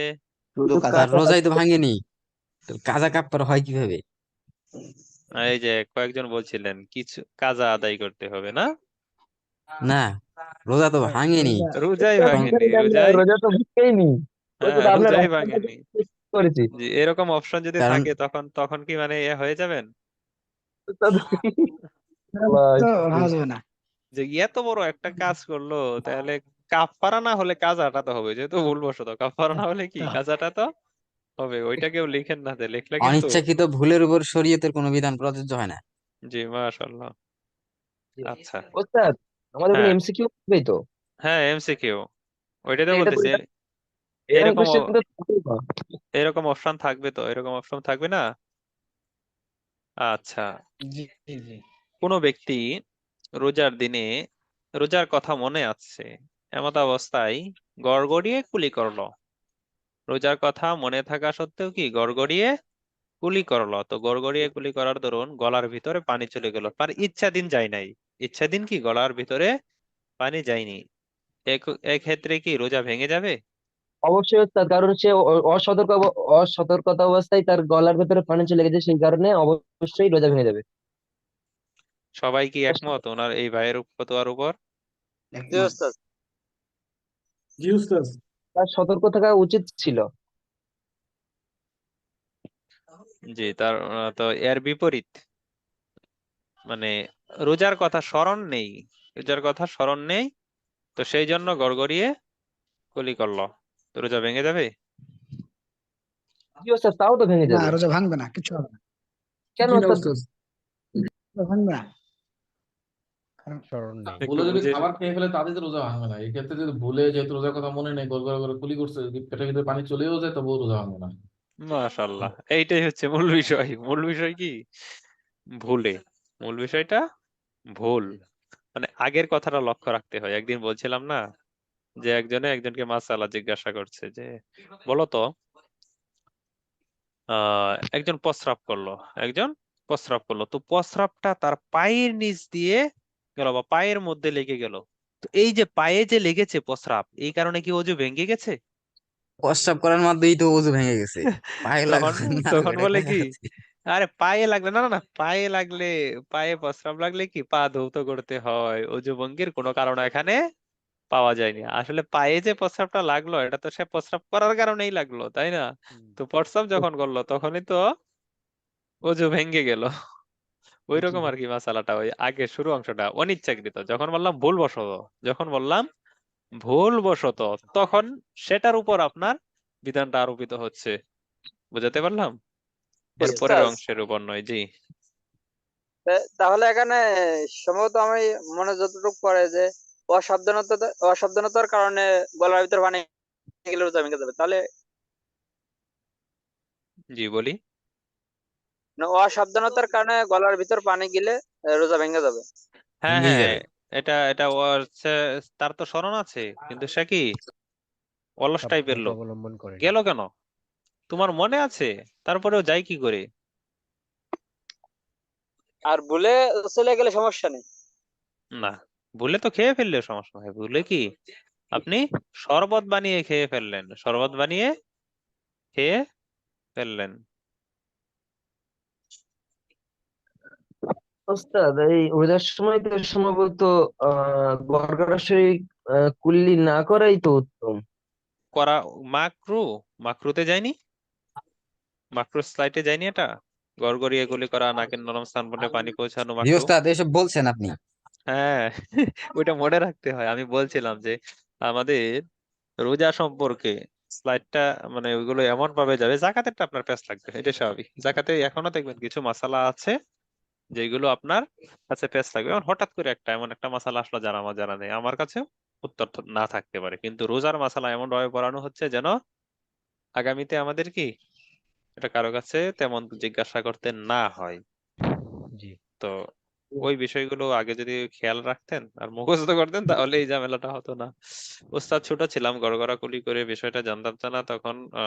যদি ভিতরে চলে যায়, গড়গড়িগুলির দ্বারা যদি ভিতরে চলে যায়, তাহলে তো এই রোজা ভঙ্গ হয়ে যাবে। গড়গড়ি কুলি করলেই যে রোজা ভঙ্গ হয়ে যায় বিষয়টা এমন না, মাকরু হয়। তবে যদি ভিতরে চলে যায় সেক্ষেত্রে ভঙ্গ হয়ে যাবে। জাকাতের মশলা সব গলিয়ে গেছে আমার ওস্তাদ, হ্যাঁ এটা স্বাভাবিক। জাকাতের মশলা আমরা যখন পড়তাম, আমরা এই 10-12 বছরে মানে অনেকটা পৌঁছেছি। তো আপনি তো পড়লেন কি কয়েকদিন, জাকাতের মশলা প্যাচ লাগবে, পেচিদা। জাকাতের মশলা একটু পেচিদা, এটা স্বাভাবিক। আর হজ না করলে ওস্তাদ হজের মশলা বলাই যায় না। জি, ওস্তাদ আমি একটা কথা জিজ্ঞাসা করি, যে এই ফতোয়ার বইয়ের উপর থেকে ওস্তাদ কেমন একটা একটা বইয়ের নাম বলে না, যেটা প্রযোজ্য আমাদের ইমাম হানিফা রাহিমাহুল্লাহর মতে, যেটা যে- যেটা আমাদের জন্য লাগবে, মানে ইমাম হানিফা রাহিমাহুল্লাহর তানার মতে লাগবে, সেরকম একটা ফতোয়ার সুন্দর বই বলেন না। মানে কি কি মানে কোন সম্পর্কে পড়তে চাচ্ছেন ফতোয়া? স্যার এই যেমন যে কোনো প্রত্যেকটা বিষয়ের উপর, হ্যাঁ হ্যাঁ, যে মানে একটা পুরো বিষয়ের উপরে এরকম কিছু একটা ফতোয়ার বই। বেসিক আপনি কি, বেসিক হ্যাঁ সবকিছুর বেসিক বিষয়ের। হ্যাঁ হ্যাঁ, আপনি কি মাসিক আল কাউসার পড়েন? জি স্যার। মাসিক আল কাউসার মনে হয় না, আমি পড়ি। পড়লে জানতেন। হ্যাঁ, মাসিক আল কাউসারটা যদি পড়েন তাহলে আলহামদুলিল্লাহ দেখবেন মুফতি সাহেবদের মতো আপনার হয়ে যাবে। কারণ এই মাসিক আল কাউসার যারা বের করে, তারা বাংলাদেশের সবচেয়ে ব্রিলিয়ান, সব ব্রিলিয়ান এক জায়গায়। তারা মানে খুবই এক সহ এই পর্যন্ত কোনো মাসালা আলহামদুলিল্লাহ ভুল প্রমাণিত হয় নাই। কেন সবাই মাসিক আল কাউসার। 30 টাকা মাত্র।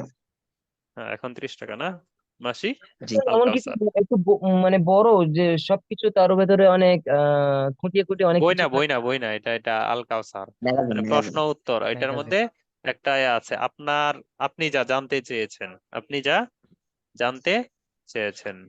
ময়মনসিংহ পাওয়া যাবে ওস্তাদ? ময়মনসিংহ জানা নেই, যদি না পান তাহলে অনলাইনে আপনি পড়ে নিন।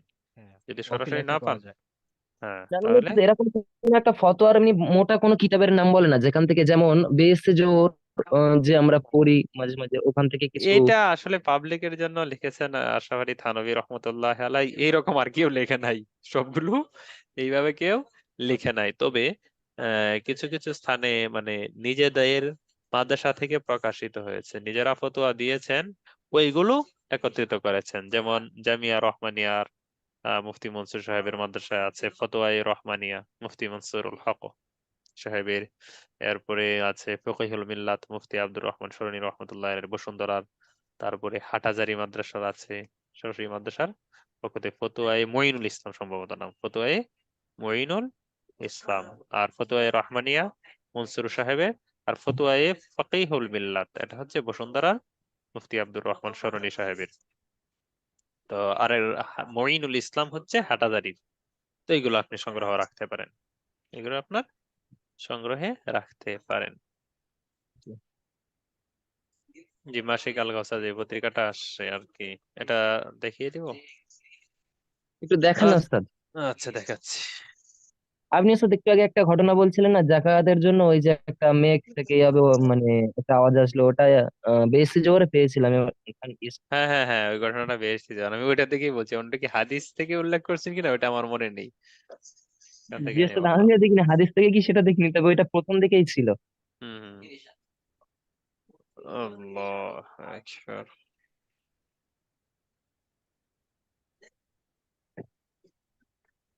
তারপরে আমাদের মানে পাবলিকের জন্য সহজ মাসিক আল কাউসারটা বর্তমানে আর কি ভালোই সাড়া ফেলেছে, এটাই ভালো হবে। জি ওস্তাদ, একটু দেখিয়ে দিলে ভালো হয় ওয়েবসাইট থেকে। দেখাচ্ছি। ওয়েবসাইটের লিংক আমি চ্যাট বক্সে দিছি, দেখেন। হ্যাঁ, লিঙ্কটা দিয়েছে। এখানে কোনো একটা ভাই চ্যাট বক্সে দিয়েছে। মাসিক আল কাউসার লেখা আছে, মাসিক আল কাউসার, মার্কাজ দাওয়া আল ইসলামিয়া, ঢাকা, মুখপাত্র গবেষণামূলক উচ্চতর প্রতিষ্ঠান।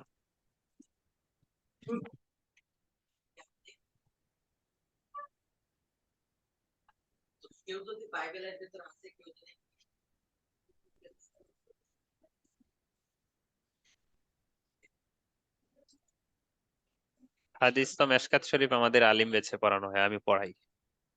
মেশকাত শরীফ সবসময় সংগ্রহে রাখার মতো একটা বই, সেটা হচ্ছে মেশকাত শরীফ। এই যে দেখেন, মাহে রমজান, এরপরে আছে প্রশ্ন উত্তর, প্রচলিত ভুল, আপনি যা জানতে চেয়েছেন, এটা হচ্ছে প্রচলিত ভুল, রমজান বিষয়ে কিছু ভিত্তিহীন বর্ণনা, রোজা রাখার ভিত্তিহীন ফজিলত, তারপরে আপনি যা জানতে চেয়েছেন। এটা ওনার একটা বই আছে, মানে এসব হাদিস নয়, এসব হাদিস নয়, প্রচলিত ভুল দুইটা বই, একটা হচ্ছে প্রচলিত ভুল, এই বইটা সংগ্রহ রাখবেন। আরেকটা হচ্ছে এসব হাদিস নয়, এসব হাদিস নয়, এসব হাদিস নয়, এটা 2 খণ্ডে, আর প্রচলিত ভুলটা সম্ভবত 1 খণ্ডে। এই বইগুলো সংগ্রহে রাখবেন, দেখবেন আমাদের সমাজে অনেক মানে বক্তারাও মানে অসতর্কতাবশত মানে এতটা গবেষণা করে নাই, গ্রহণযোগ্য বক্তাদের থেকে মাঝে মধ্যে পাওয়া যায় যে এদিক সেদিক হয়ে গেছে 2-1টা কথা। ওইগুলো তাফসিরের কিতাবে মনে করেন লেখা আছে। তো সেই তাফসিরের কিতাবে স্বাভাবিকভাবে সবগুলো আমি 100 মাসালা 1000 মাসালা বললে 2-1টা কি এদিক সেদিক হতেই পারে, মিস্টেক হতে পারে, এই 2-1টা এদিক সেদিক হয়ে গিয়েছে, তো ওনার থেকে বর্ণনা করতে গিয়ে আরেকজন করেছেন ওইভাবে চলে এসেছে। তো ওইগুলোরও ভুল এই মাসিক আল কাউসারে তুলে ধরে কখনো কখনো। আর ওইটা আচ্ছা সবাই স্বীকার করে, উস্তাদ, ওইটা সবাই স্বীকার করে, আবার যে বলে যে না আপনি ভুল, আপনি যেটা গবেষণা করে পেয়েছেন এটা ভুল, এটা বলে না কেউ, এটা কেউ বলে না। জি বলি ভাই, কি বলতে চাচ্ছি। যে বলছিলাম যে এই সই কোনো হাদিসে রমজান মাসকে 3 ভাগে কি ভাগ করা হয়েছে, এমন কি আছে সই হাদিস যে এটা রহমত মাগফিরাত হাদিসটা নাজাত? হাদিসটা সম্ভবত দুর্বল, আমি এটা নিয়ে এ করি নাই, চেয়েছিলাম এ করতে কিন্তু এ করি নাই, মনে হয় দুর্বল হাদিসটা, জানি তো না। প্রচলিত ভুল এটাও কি 2 খণ্ডের? না, প্রচলিত ভুল এটা কত খণ্ডে মনে নেই, এটা আপনি এ করলেই পাবেন। যে রকমাতে 2টা দেখলাম যে খণ্ড, 2 খণ্ডের। হ্যাঁ জি 2টা খণ্ড। জি উস্তাদ।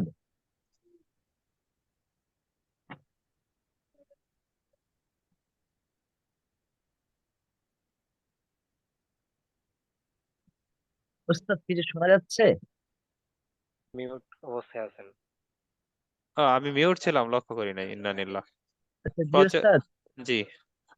উস্তাদ একটা কথা জিজ্ঞাসা করছি, আমাদের আলিম ব্যাচে কি উস্তাদ কোনো হাদিস পড়ানো হবে মানে মুসলিম? পঞ্চম সেমিস্টারে মেশকাত শরীফ পড়ানো হয়, তারপর এ পড়ানো হয় কি বলে সামাইলে তিরমিজি, কিছু আমি পড়াই এগুলো। আচ্ছা, তারপরে মেশকাতের কতগুলো হাদিস পড়ানো হ্যাঁ, হবে? মেশকাতে কতগুলো তো গণনা করি নাই, উস্তাদ, 7,000-এর মতো, 6-7 হাজার মনে হয়। সবগুলোই পড়ানো হয় না না, তাইলে? অল্প কিছু, সবগুলো পড়ানো কি দেখা যায়, যারা 227 ব্যাচের যারা আছেন, মনে হয় এখানে 227 ব্যাচে আছেন না, রেস করুন 227 ব্যাচের কেউ থাকলে। কত? আসসালামু আলাইকুম রহমতুল্লাহ বারাকাতুহু। ওয়ালাইকুম আসসালাম ওয়া রাহমাতুল্লাহি ওয়া বারাকাতুহু। এই যে শরীফ ভাই আছে। উস্তাদ, আমি আছি পঞ্চম এই, সেমিস্টারে। হ্যাঁ ওই যে এই ভাই জানেন, যে দেখা যায়। হ্যাঁ 7,000। হ্যাঁ না, ওইটা ওস্তাদ ওস্তাদের আমি একটা আবার নতুন করে পরিচয় করিয়ে দিই আগের আগে মানে আমাদের ভাই বোনদের প্রতি। মানে বর্তমানে কিন্তু আমি নাম দিয়েছি পঞ্চম সেমিস্টারের ওস্তাদ আর কি। বেশিরভাগ সাবজেক্টই এই ওস্তাদের পঞ্চম সেমিস্টারে। তো সবার জন্য খুব সহজ করে ওস্তাদ একটা ইয়ে করে কনসাইজ করে একটা মেটেরিয়াল গুলো রেডি করে দেন আর কি। আর টেক্সট হিসাবে তো থাকেই, পুরো পুরো রেফারেন্স বইগুলা কিতাবগুলো তো থাকেই। তো যেহেতু আমাদের এই স্বল্প সময়ে শেষ করতে পারবো না, এই জন্য ওস্তাদ আমাদেরকে যথেষ্ট সাহায্য করেন আর কি। এই জন্য ওস্তাদকে আল্লাহ যাজায় খায়ের দান করুক। আমিন সুম্মা আমিন। তো আর ওস্তাদ আমারও যে জানার ছিল, যে ধরেন ওই জাকাত নিয়ে আমি তো আসলে একটু অনেকদিন ধরেই আদায় করে আসতেছি ইনশাল্লাহ। এগুলো নিয়ে মোটামুটি আপনাদের মতো জানি না, কিন্তু মোটামুটি নলেজ আছে আর কি। তো আল্লাহ অনেক দিয়েছেন আমাকে, কিন্তু এমন ভাবে দিয়েছেন যে জাকাতটা সাপ্রেস করতে হয় না। বর্তমান সমাজে আমি এরকম অনেককে চিনি যাদের হয়তো এমনও আছে যে কোটি টাকা জাকাত আসে, কিন্তু হয়তো কয়েক লক্ষ টাকা আদায় করলেন, করে টোরে তারপরে বাদ বাকিটা ফিসাবিলিল্লাহ এরকম করতে হয় না আর কি। তো যাই হোক, ওইটা নিয়ে বেশি আপনার সাথে ওয়ান টু ওয়ান কথা বলবো ওস্তাদ। জি এমনিতে ইনশাআল্লাহ। যেটা ইন জেনারেল জানার দরকার ছিল, যেটা ধরেন কারো যদি ওই যে থাকে না যে মাসে একটা যে ইয়ে দেওয়া, মানে ধরেন আল্লাহ মাফ করুক, দরিদ্র ভাই বোন যারা আছে যাদেরকে আমরা ওই হাতের ভিক্ষার মতো যেটা দিই আর কি, এইটাও যদি কারো ধরেন অন এন এভারেজ 4-5 হাজার টাকা হয়ে যায় মাসে, হুম সে হুম। কি এটাকে অ্যাভারেজিং করে তার জাকাতের খাতা থেকে বিয়োগ দিতে পারবে বৎসরান্তে? কোনটা কোনটা কাউকে যদি ধরেন এই ভাই যে বোনকে আমি দেয়? যে অ্যালমের যেটা অ্যালম আর কি, ইংলিশে বলে অ্যালম, ALM, অ্যালম, হ্যাঁ। ভিক্ষা দেওয়া simply। কারো কারো এরকম অভ্যাস থাকতে পারে যে এটা এত বেশি। হুম। আমি আমার নিজের কথাই যদি বলি, হ্যাঁ। আমি একদম স্পেসিফিক্যালি আমি এটা হিসাব রেখে আমি এটা সব সময় করি। এই যে মসজিদ থেকে বেরিয়ে অনেকগুলা লোক আছে, ওনাদের সারা বছর ধরে ওনাদের খেদমতে নিজেকে নিয়োজিত, যেটা আমি রাখি। জি এইটা কি আমি আমার এই বছরান্তে আমার যে জাকাতের খাতা আছে জি ওখানে সাথে অ্যাডজাস্ট করতে পারবো আমি এটা? জি জি জি পারবেন, তবে নিয়ত করবেন যে জাকাত দিতে দিতে যদি আমার এমন হয় যে আগামী বছর কি হয়ে যাবে, আগামী বছরও জাকাত আমার চলে আসতে পারে, মানে এই বছরের জাকাতটা শেষ হয়ে যেতে পারে, তো আগামী জি বছরেরটাও আমার হয়ে যাবে, এরকম যদি নিয়ত করেন তাহলে সেটাও হবে। তো এই ক্ষেত্রে জি। আসলে যদি এমন হয় যে ব্যাপক, যে আপনি বের হলে আপনাকে চিনে, আপনি আর ওই যে বসুন্ধরা। কোনো এক ভাই বোন, জি শুক্রিয়া ওস্তাদ, কোনো এক ভাই বোন প্রশ্ন করলেন যে গাজায় আমি কিন্তু দিয়েছি। গাজায় একটা ভাই গিয়েছে, ওনারা ওই যে বড় ধরনের একটা প্যাকেজ নিয়ে ওই যে জর্ডান। কি হলো?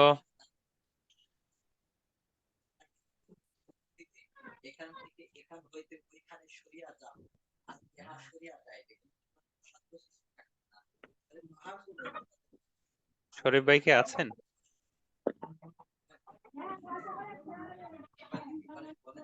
চলে গেছেন হয়তো, আচ্ছা যাই হোক। তো ওই যে যে অংশটা প্রশ্ন করেছিলেন যে আহ, এমনি যদি প্রতিদিন যেটা দেওয়া হয় সেটা জাকাত থেকে কাউন্ট করা যাবে কিনা, হ্যাঁ যাবে, জাকাত থেকে কাউন্ট করা যাবে। তো সেই ক্ষেত্রে আসলে অল্প করে হলে সেটা কাউন্ট করার প্রয়োজন নেই, সেটা আপনি স্বাভাবিক সৎকাতে নিয়ে নেন। আর যদি এমন হয় যে আপনাকে দেখে সবসময় মানুষরা এতে থাকে যে আপনি আসলে আপনার কাছ থেকে নিবে, তো প্রতিদিন তো আপনি আবার বেশি মোটা অঙ্কের টাকা দান করতে পারছেন না, প্রতিদিন দান করতে পারছেন না, সেই ক্ষেত্রে আপনি জাকাত থেকে কাউন্ট করবেন। আর না হয় অল্প কিছু হলে প্রতিদিন সেটা কাউন্ট না করাই ভালো, হতে পারে আল্লাহ তাআলা এটার দ্বারা আপনার আরো সম্পদ বৃদ্ধি করে দেবে। আপনি যদি জাকাতেরটা থেকে শুধু সবসময় করেন, তার মানে কি সেটা আপনার উপর ফরজ হয়েছে, সেটাই আপনি দায়িত্ব পালন করছেন, স্বেচ্ছায় তেমন কিছু মানে করছেন না। তো সেই হিসেবে সেটা আবার একটু খারাপ দেখা যায় যদি অল্প কিছু হয়ে থাকে। জি উস্তাজ।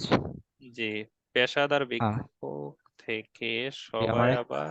জি আমার একটি প্রশ্ন ছিল যে আমরা কয়েকজন বন্ধুরা মিলে আর কি আপনার ইফতার মাহফিলের ধরেন যে আয়োজন করতে চাচ্ছি, কিন্তু সেখানে আপনার কিছু লোক এমন আছে যাদের আর কি টাকাটা স্পষ্ট আর কি হারাম উৎস থেকে আসছে, যেমন সুদ। জি তো সেটার জন্য কি আমরা ভাগিদার হবো কিনা, যে আমরা ওরকম একজনকে সাথে নিলাম যে আর কি হারামের সাথে জড়িত, তো সেটা কি আমাদের ইফতারে কোনো ক্ষতির কারণ হবে কিনা? কৌশলে তাকে বাদ করে দেন। হারাম টাকায় মানে ইফতার করানো কি বলা? তো সেটা সেটাই। মনে করেন, হ্যাঁ, সেটা গরিবদেরকে সে যদি দিতে চায় তাহলে গরিবদেরকে সওয়াবের নিয়ত ব্যতীত দিয়ে দিবে।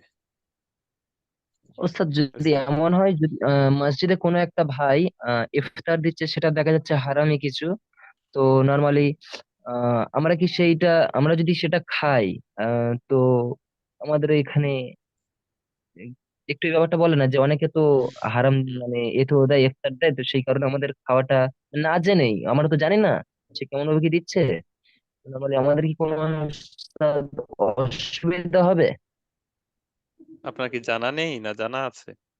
না, জানা নেই, জানা জানি না নেই, তো জানা না কখন। থাকলে, হ্যাঁ, জানা না থাকলে তো আর কিছু না, তবে সেই ক্ষেত্রে সতর্কতা থাকা। এটা কি কেন জানি সতর্কতা? না যে হুম হুম। অনেকেই তো মানে এরকম উম, আপনার যে অনেক লোক। জায়গায় দেখবেন ইমাম সাহেবের চাকরিও চলে গেছে ওই সুদকুর ঘুষখোরের জি খাওয়ার ওস্তাদ, কারণে। এরকম হয় অনেক। জি তো তাহলে কি করবো ওস্তাদ? তাহলে কি সেখানে অফ করে দেবো সেটা?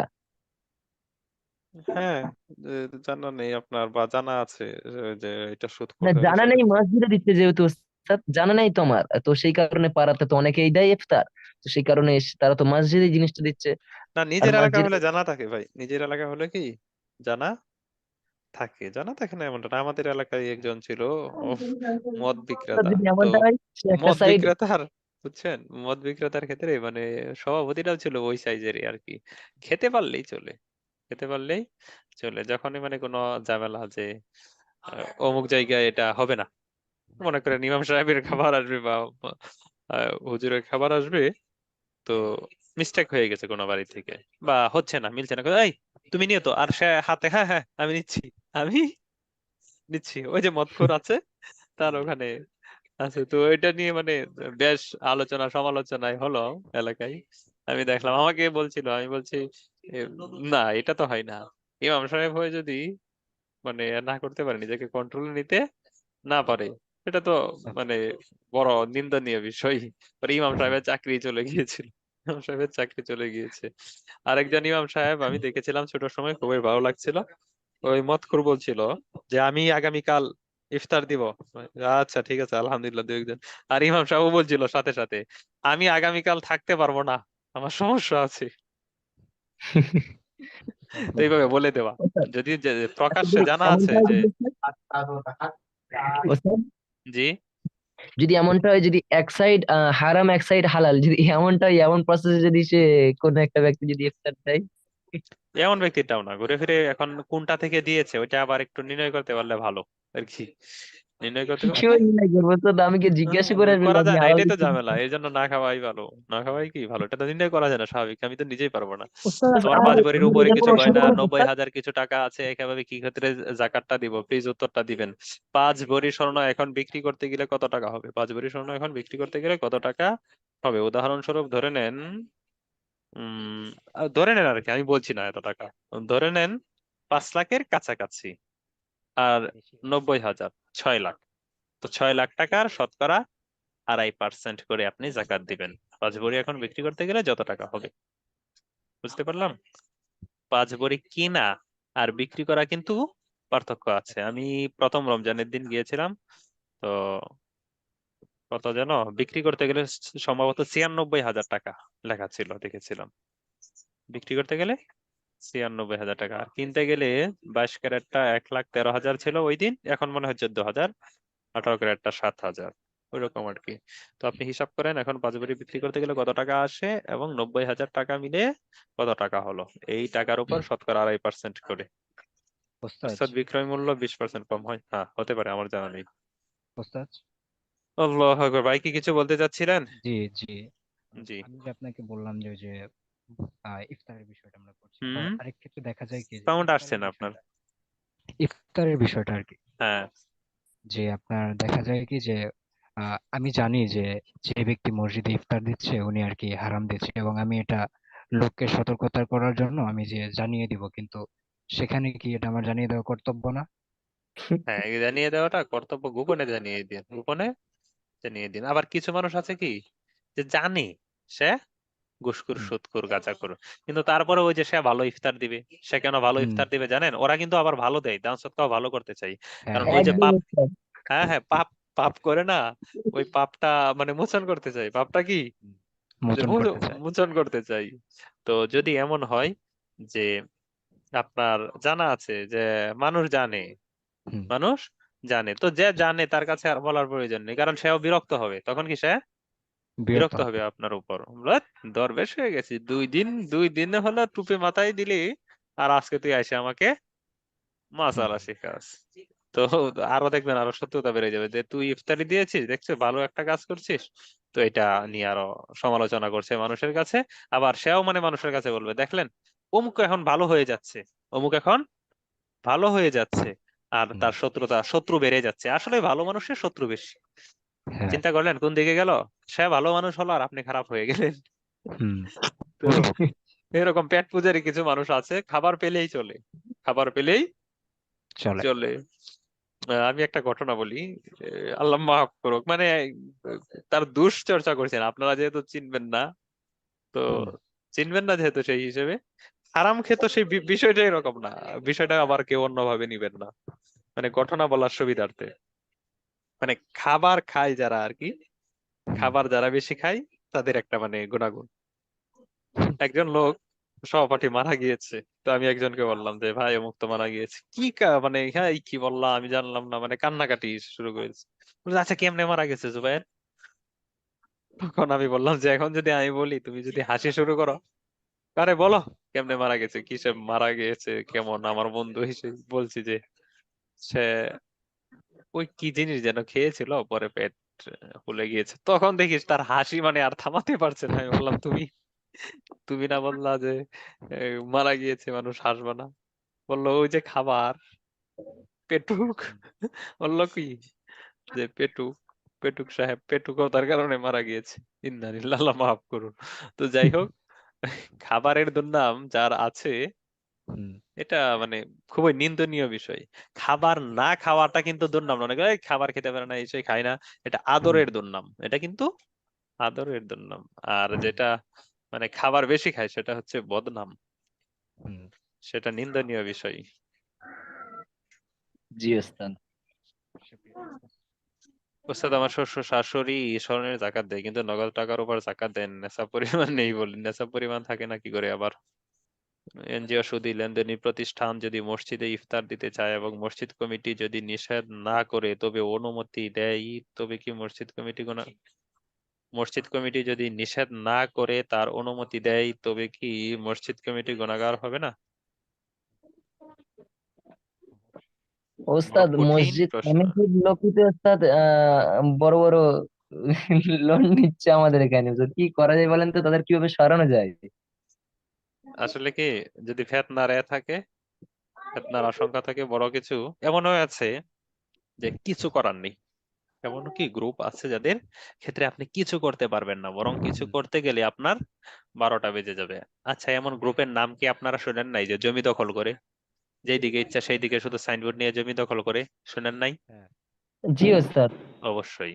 কে না চিনে, আমি বলবো না কে না চিনে তাকে, কিন্তু রমজান মাসে ইফতার টিফতার দিয়ে ভালোই আলেমদের কাছ থেকে সুনাম স্বীকৃতি অর্জন করছে, হুম টেলিভিশনে চলে এসেছে, দেখেছি। তার যে দুর্নাম বুঝছেন, খুন 10টা করলেও কি সাংবাদিকরা পর্যন্ত ভয় পায়। তো এরকম হলে আবার ওখানে যায় না প্রতিবাদ করতে, তখন কিন্তু ঝামেলা হবে। বুঝতে পেরেছেন? একটু অবস্থা উস্তাদ বুঝে একটা প্রশ্ন ছিল। ব্যবস্থা। জি। আহ, এই মসজিদে কোনো ইফতার দেওয়ার সময় এক সময় দেখা যায় যে হয়তো 10-20 জন কালেকশন করে ইফতারটা দিল, তাহলে ওই ক্ষেত্রে ওইটা যেহেতু কালেকশনের সময় দান হচ্ছে, তাহলে এই ক্ষেত্রে ইফতার গ্রহণ করা যাবে কি, যে সদকা কালেকশন তো সবাই আসলে বলি খাবে? বলি কালেকশন মানে, কালেকশন এটা মনে হয় এই সাইজের না। এটা কি, যে আমি একা দিতে পারছি না, 5 জনে মিলে দিচ্ছি, ওইটা কি ওই দান সৎকার কালেকশন না ইফতারের ক্ষেত্রে, আমি যতটুকু জানি। আচ্ছা বুঝাতে আচ্ছা, পারলাম ভাই? মানে মনে হ্যাঁ, করেন বুঝতে পারছি। ইফতার দিতে আজকে 10,000 টাকা লাগবে, তো আমার 10,000 টাকা নেই, আমি চাচ্ছি দিতে। তো আমার মতো আরো কয়েকজন আছে, 5 জন আছি আমরা, মনে করেন আমার কাছে 2,000, আরো 4 জন, তাদের কাছে 2000। তো আমরা বলছি আচ্ছা তাহলে আমরা 5 জনে মিলে ইফতার পার্টিটা দিয়ে আসবো। ঠিক আছে, তো এটা দান সদকা না, এটা কি দান সদকা না, একা দিতে পারছি না তাই 5 জনে মিলে দিচ্ছি, এটা সমস্যা নেই। ঠিক আছে। জি ঠিক আছে, তাহলে আজকে ক্লাস আজকে কি মানে একদম শেষ ক্লাস হতে পারে আপনাদের সাথে আর ওস্তাদ এটা কোনোদিন। বলবেন না, ওস্তাদ জি একটু বলেন না, ওস্তাদ একটু ক্লিয়ার করেন না। কোনটা? না মানে সপ্তাহে বলেন, এমনি একটু ক্লাসের বাইরে তো ওই আমাদের এই আলেম ক্লাসে কোন কোন হাদিস পড়ানো হবে একটু বলেন না ওস্তাদ। ও মেশকাতুল মাসাবি পড়ানো হয়, মেশকাতুল মাসাবি। তারপরে আছে হাদিস অধ্যায় এই শামাইলে তিরমিজি, রাসূল সাল্লাল্লাহু আলাইহি ওয়াসাল্লামের গড় গঠন নিয়ে ওটাতে আলোচনা করা হয়। তারপরে আছে আদাবুল মুফরাদাত, ফয়জুল কালাম, এগুলো 5ম সেমিস্টারে পড়ানো হয়। সেখানে জি আলহামদুলিল্লাহ অনেক বিষয় চলে আসে, যে বিষয়গুলো নিত্য প্রয়োজনীয় সেগুলো চলে আসে। 30টা মডিউলে পড়ানো হয়, 30টা ওস্তাদ বা 35টা, কখনো বা 28টা 27টা ক্লাস হয় এমন। জি জি আইওএম এর কি কোনো আপনার আরবি ভাষা শিক্ষা কোর্স আছে? আইওমে ভাষা শিক্ষা কোর্স আছে আরবি? ভাষা শিক্ষা জি আছে। যে এটিতে কি এখন ভর্তি হওয়া যাবে এই সময়? না এখন না, এখন আমাদের কোর্স, নতুন কোর্স এখন চালু হয় না। নতুন কোর্স চালু হয় আমাদের জানুয়ারিতে এবং জুলাই, জুলাই ও জানুয়ারিতে। প্রিয় ওস্তাদ। ওস্তাদ আপনারা সকলে একসাথে, আবু তম, আদনান ভাই বা আমাদের জুবাইর ওস্তাদ, সকলে কি আপনারা একসাথেই কোনো কনফারেন্স করেন? আমি তো কোনো কনফারেন্স করি না, আমি আমি কোনো তো সেদিনকে দেখছিলাম আমাদের জুবাইর ওস্তাদ এবং আবু তো আদনান মোহাম্মদ, মানে তিনি সব দিকে একসাথেই দিকে লেকচার দিচ্ছিলেন, তো সেই কারণে ভাবলাম যে আমাদের সংগঠন, আমাদের এই আইএম এর সাথে কি যুক্ত আবু তো আদনান ভাই? না না জি যুক্ত না, ওস্তাদ। তবে আমরা তাকে ভালো মনে করি, আমাদের হিতাকাঙ্ক্ষী একজন ব্যক্তি, জেনারেল পার্সন, তিনি ভালো দিন প্রচার করছে। করাচ্ছেন। জি জি তিনি একটা ক্লাস করাচ্ছে, আমার বন্ধুরা করছে। আবু দুহাদনাথ কি জেনারেল থেকে পড়ালেখা করেছে? না না বলছি মূলত জেনারেল ছিল না, সেটা বলছি।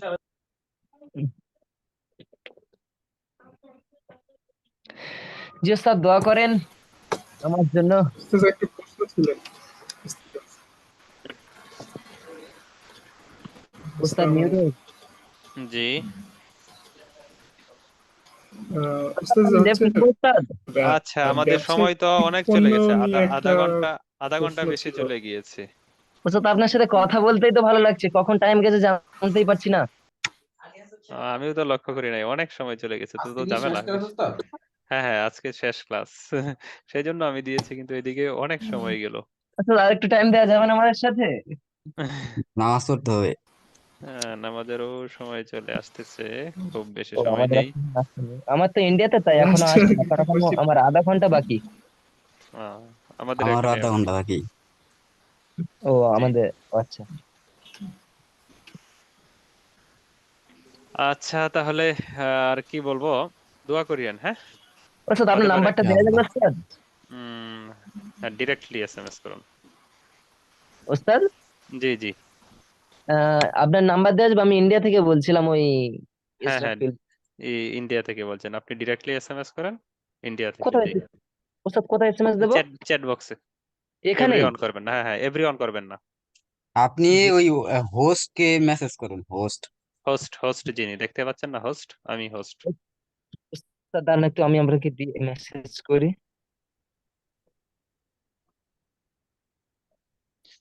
ইন্ডিয়া কোথায়? কলকাতা? জি স্যার, কলকাতা। জি সালাম দিয়েছেন শেষে 70 জি না? জি জি জি। আসসালামু আলাইকুম ওস্তাদ, বাংলাদেশি কেউ চাইলে দিবেন না? ওয়ালাইকুম সালাম। হ্যাঁ হ্যাঁ সমস্যা নেই। আচ্ছা ঠিক আছে ওস্তাদ, আপনাকে নক করছি। ওস্তাদ দিয়েছেন?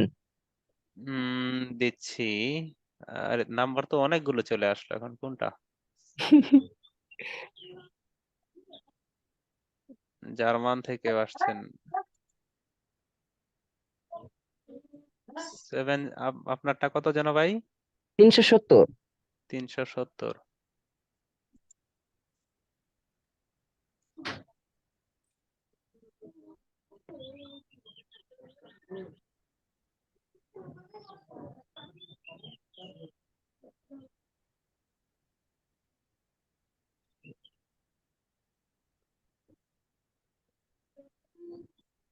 ওস্তাদ আমিও পাঠাইছি, আমার লাস্টে 430 রোল।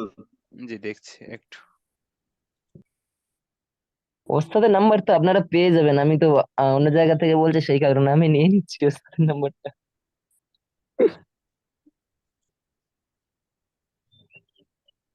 370। ওস্তাদ আবারও পাঠাবো ওস্তাদ কিছু? না, কিন্তু আমি কেন পারছি না। 370, হ্যাঁ।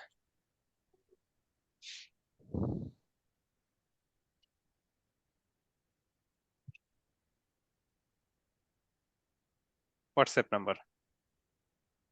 জি ওস্তাদ। জি, শামাইল তিরমিজি। ঠিক আছে, জি, জাযাকুমুল্লাহ।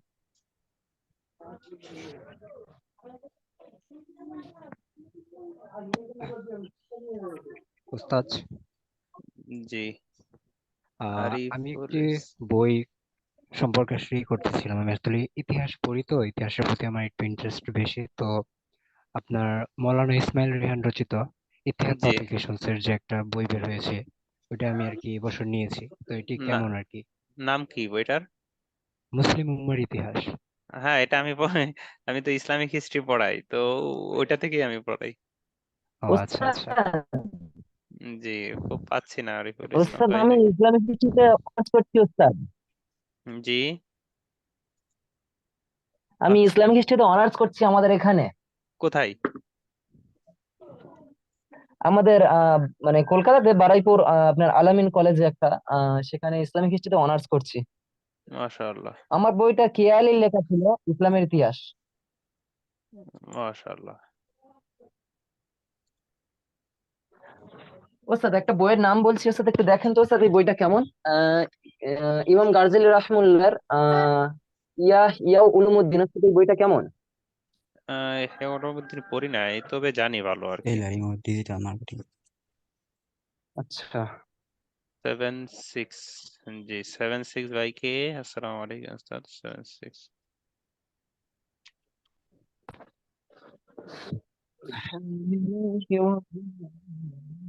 জার্মান থেকে, কি বাঙালি ভাই? জি ওস্তাদ, ওই ল্যাপটপে ওস্তাদ বাংলা ফন্ট নাই তো ওস্তাদ, সেজন্য ইংলিশে লিখছি ওস্তাদ। আহ, জি, পেয়েছেন? জি, জি সবাই ওস্তাদ পাইছি ওস্তাদ, জাযাকাল্লাহ খাইর ওস্তাদ। আরিফুল ইসলাম ভাইয়ের নাম্বার লাস্টে কত? বুঝতেছি না তো, এটা যাই না কেন। 430 ওস্তাদ, আরিফুল ইসলাম লেখা আছে। জি, দাঁড়ান একটু, পাচ্ছি না কেন। জি, পেয়েছি।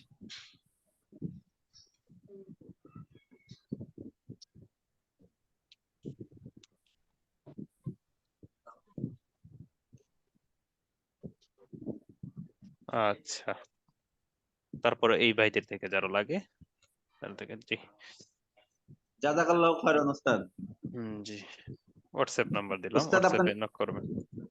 হোয়াটসঅ্যাপে ওস্তাদ নাম্বার আপনার নামটা যদি একটু কষ্ট নাম করে জুবায়ের বলতেন, হাসান। মনে নাই আমার। আমার নাম জুবায়ের হাসান, বাড়ি নেত্রকোনা, দুর্গাপুর। জি ওস্তাদ, জাযাকাল্লাহ খাইরান। জি, তাহলে আপনাদের সাথে সাক্ষাৎ কোনোদিন হবে কিনা জানি না, আল্লাহ তাআলা কাছে দোয়া করবেন, আল্লাহ যেন ওস্তাদ আপনাকে এসএমএস পাঠাচ্ছি ওস্তাদ একটা। জি, ঠিক আছে। জি যা ওস্তাদ। কল্যাণকর তাই যেন দান করে, অকল্যাণকর জিনিস থেকে যেন আল্লাহ তাআলা সব সময় দূরে রাখে। ঠিক আছে।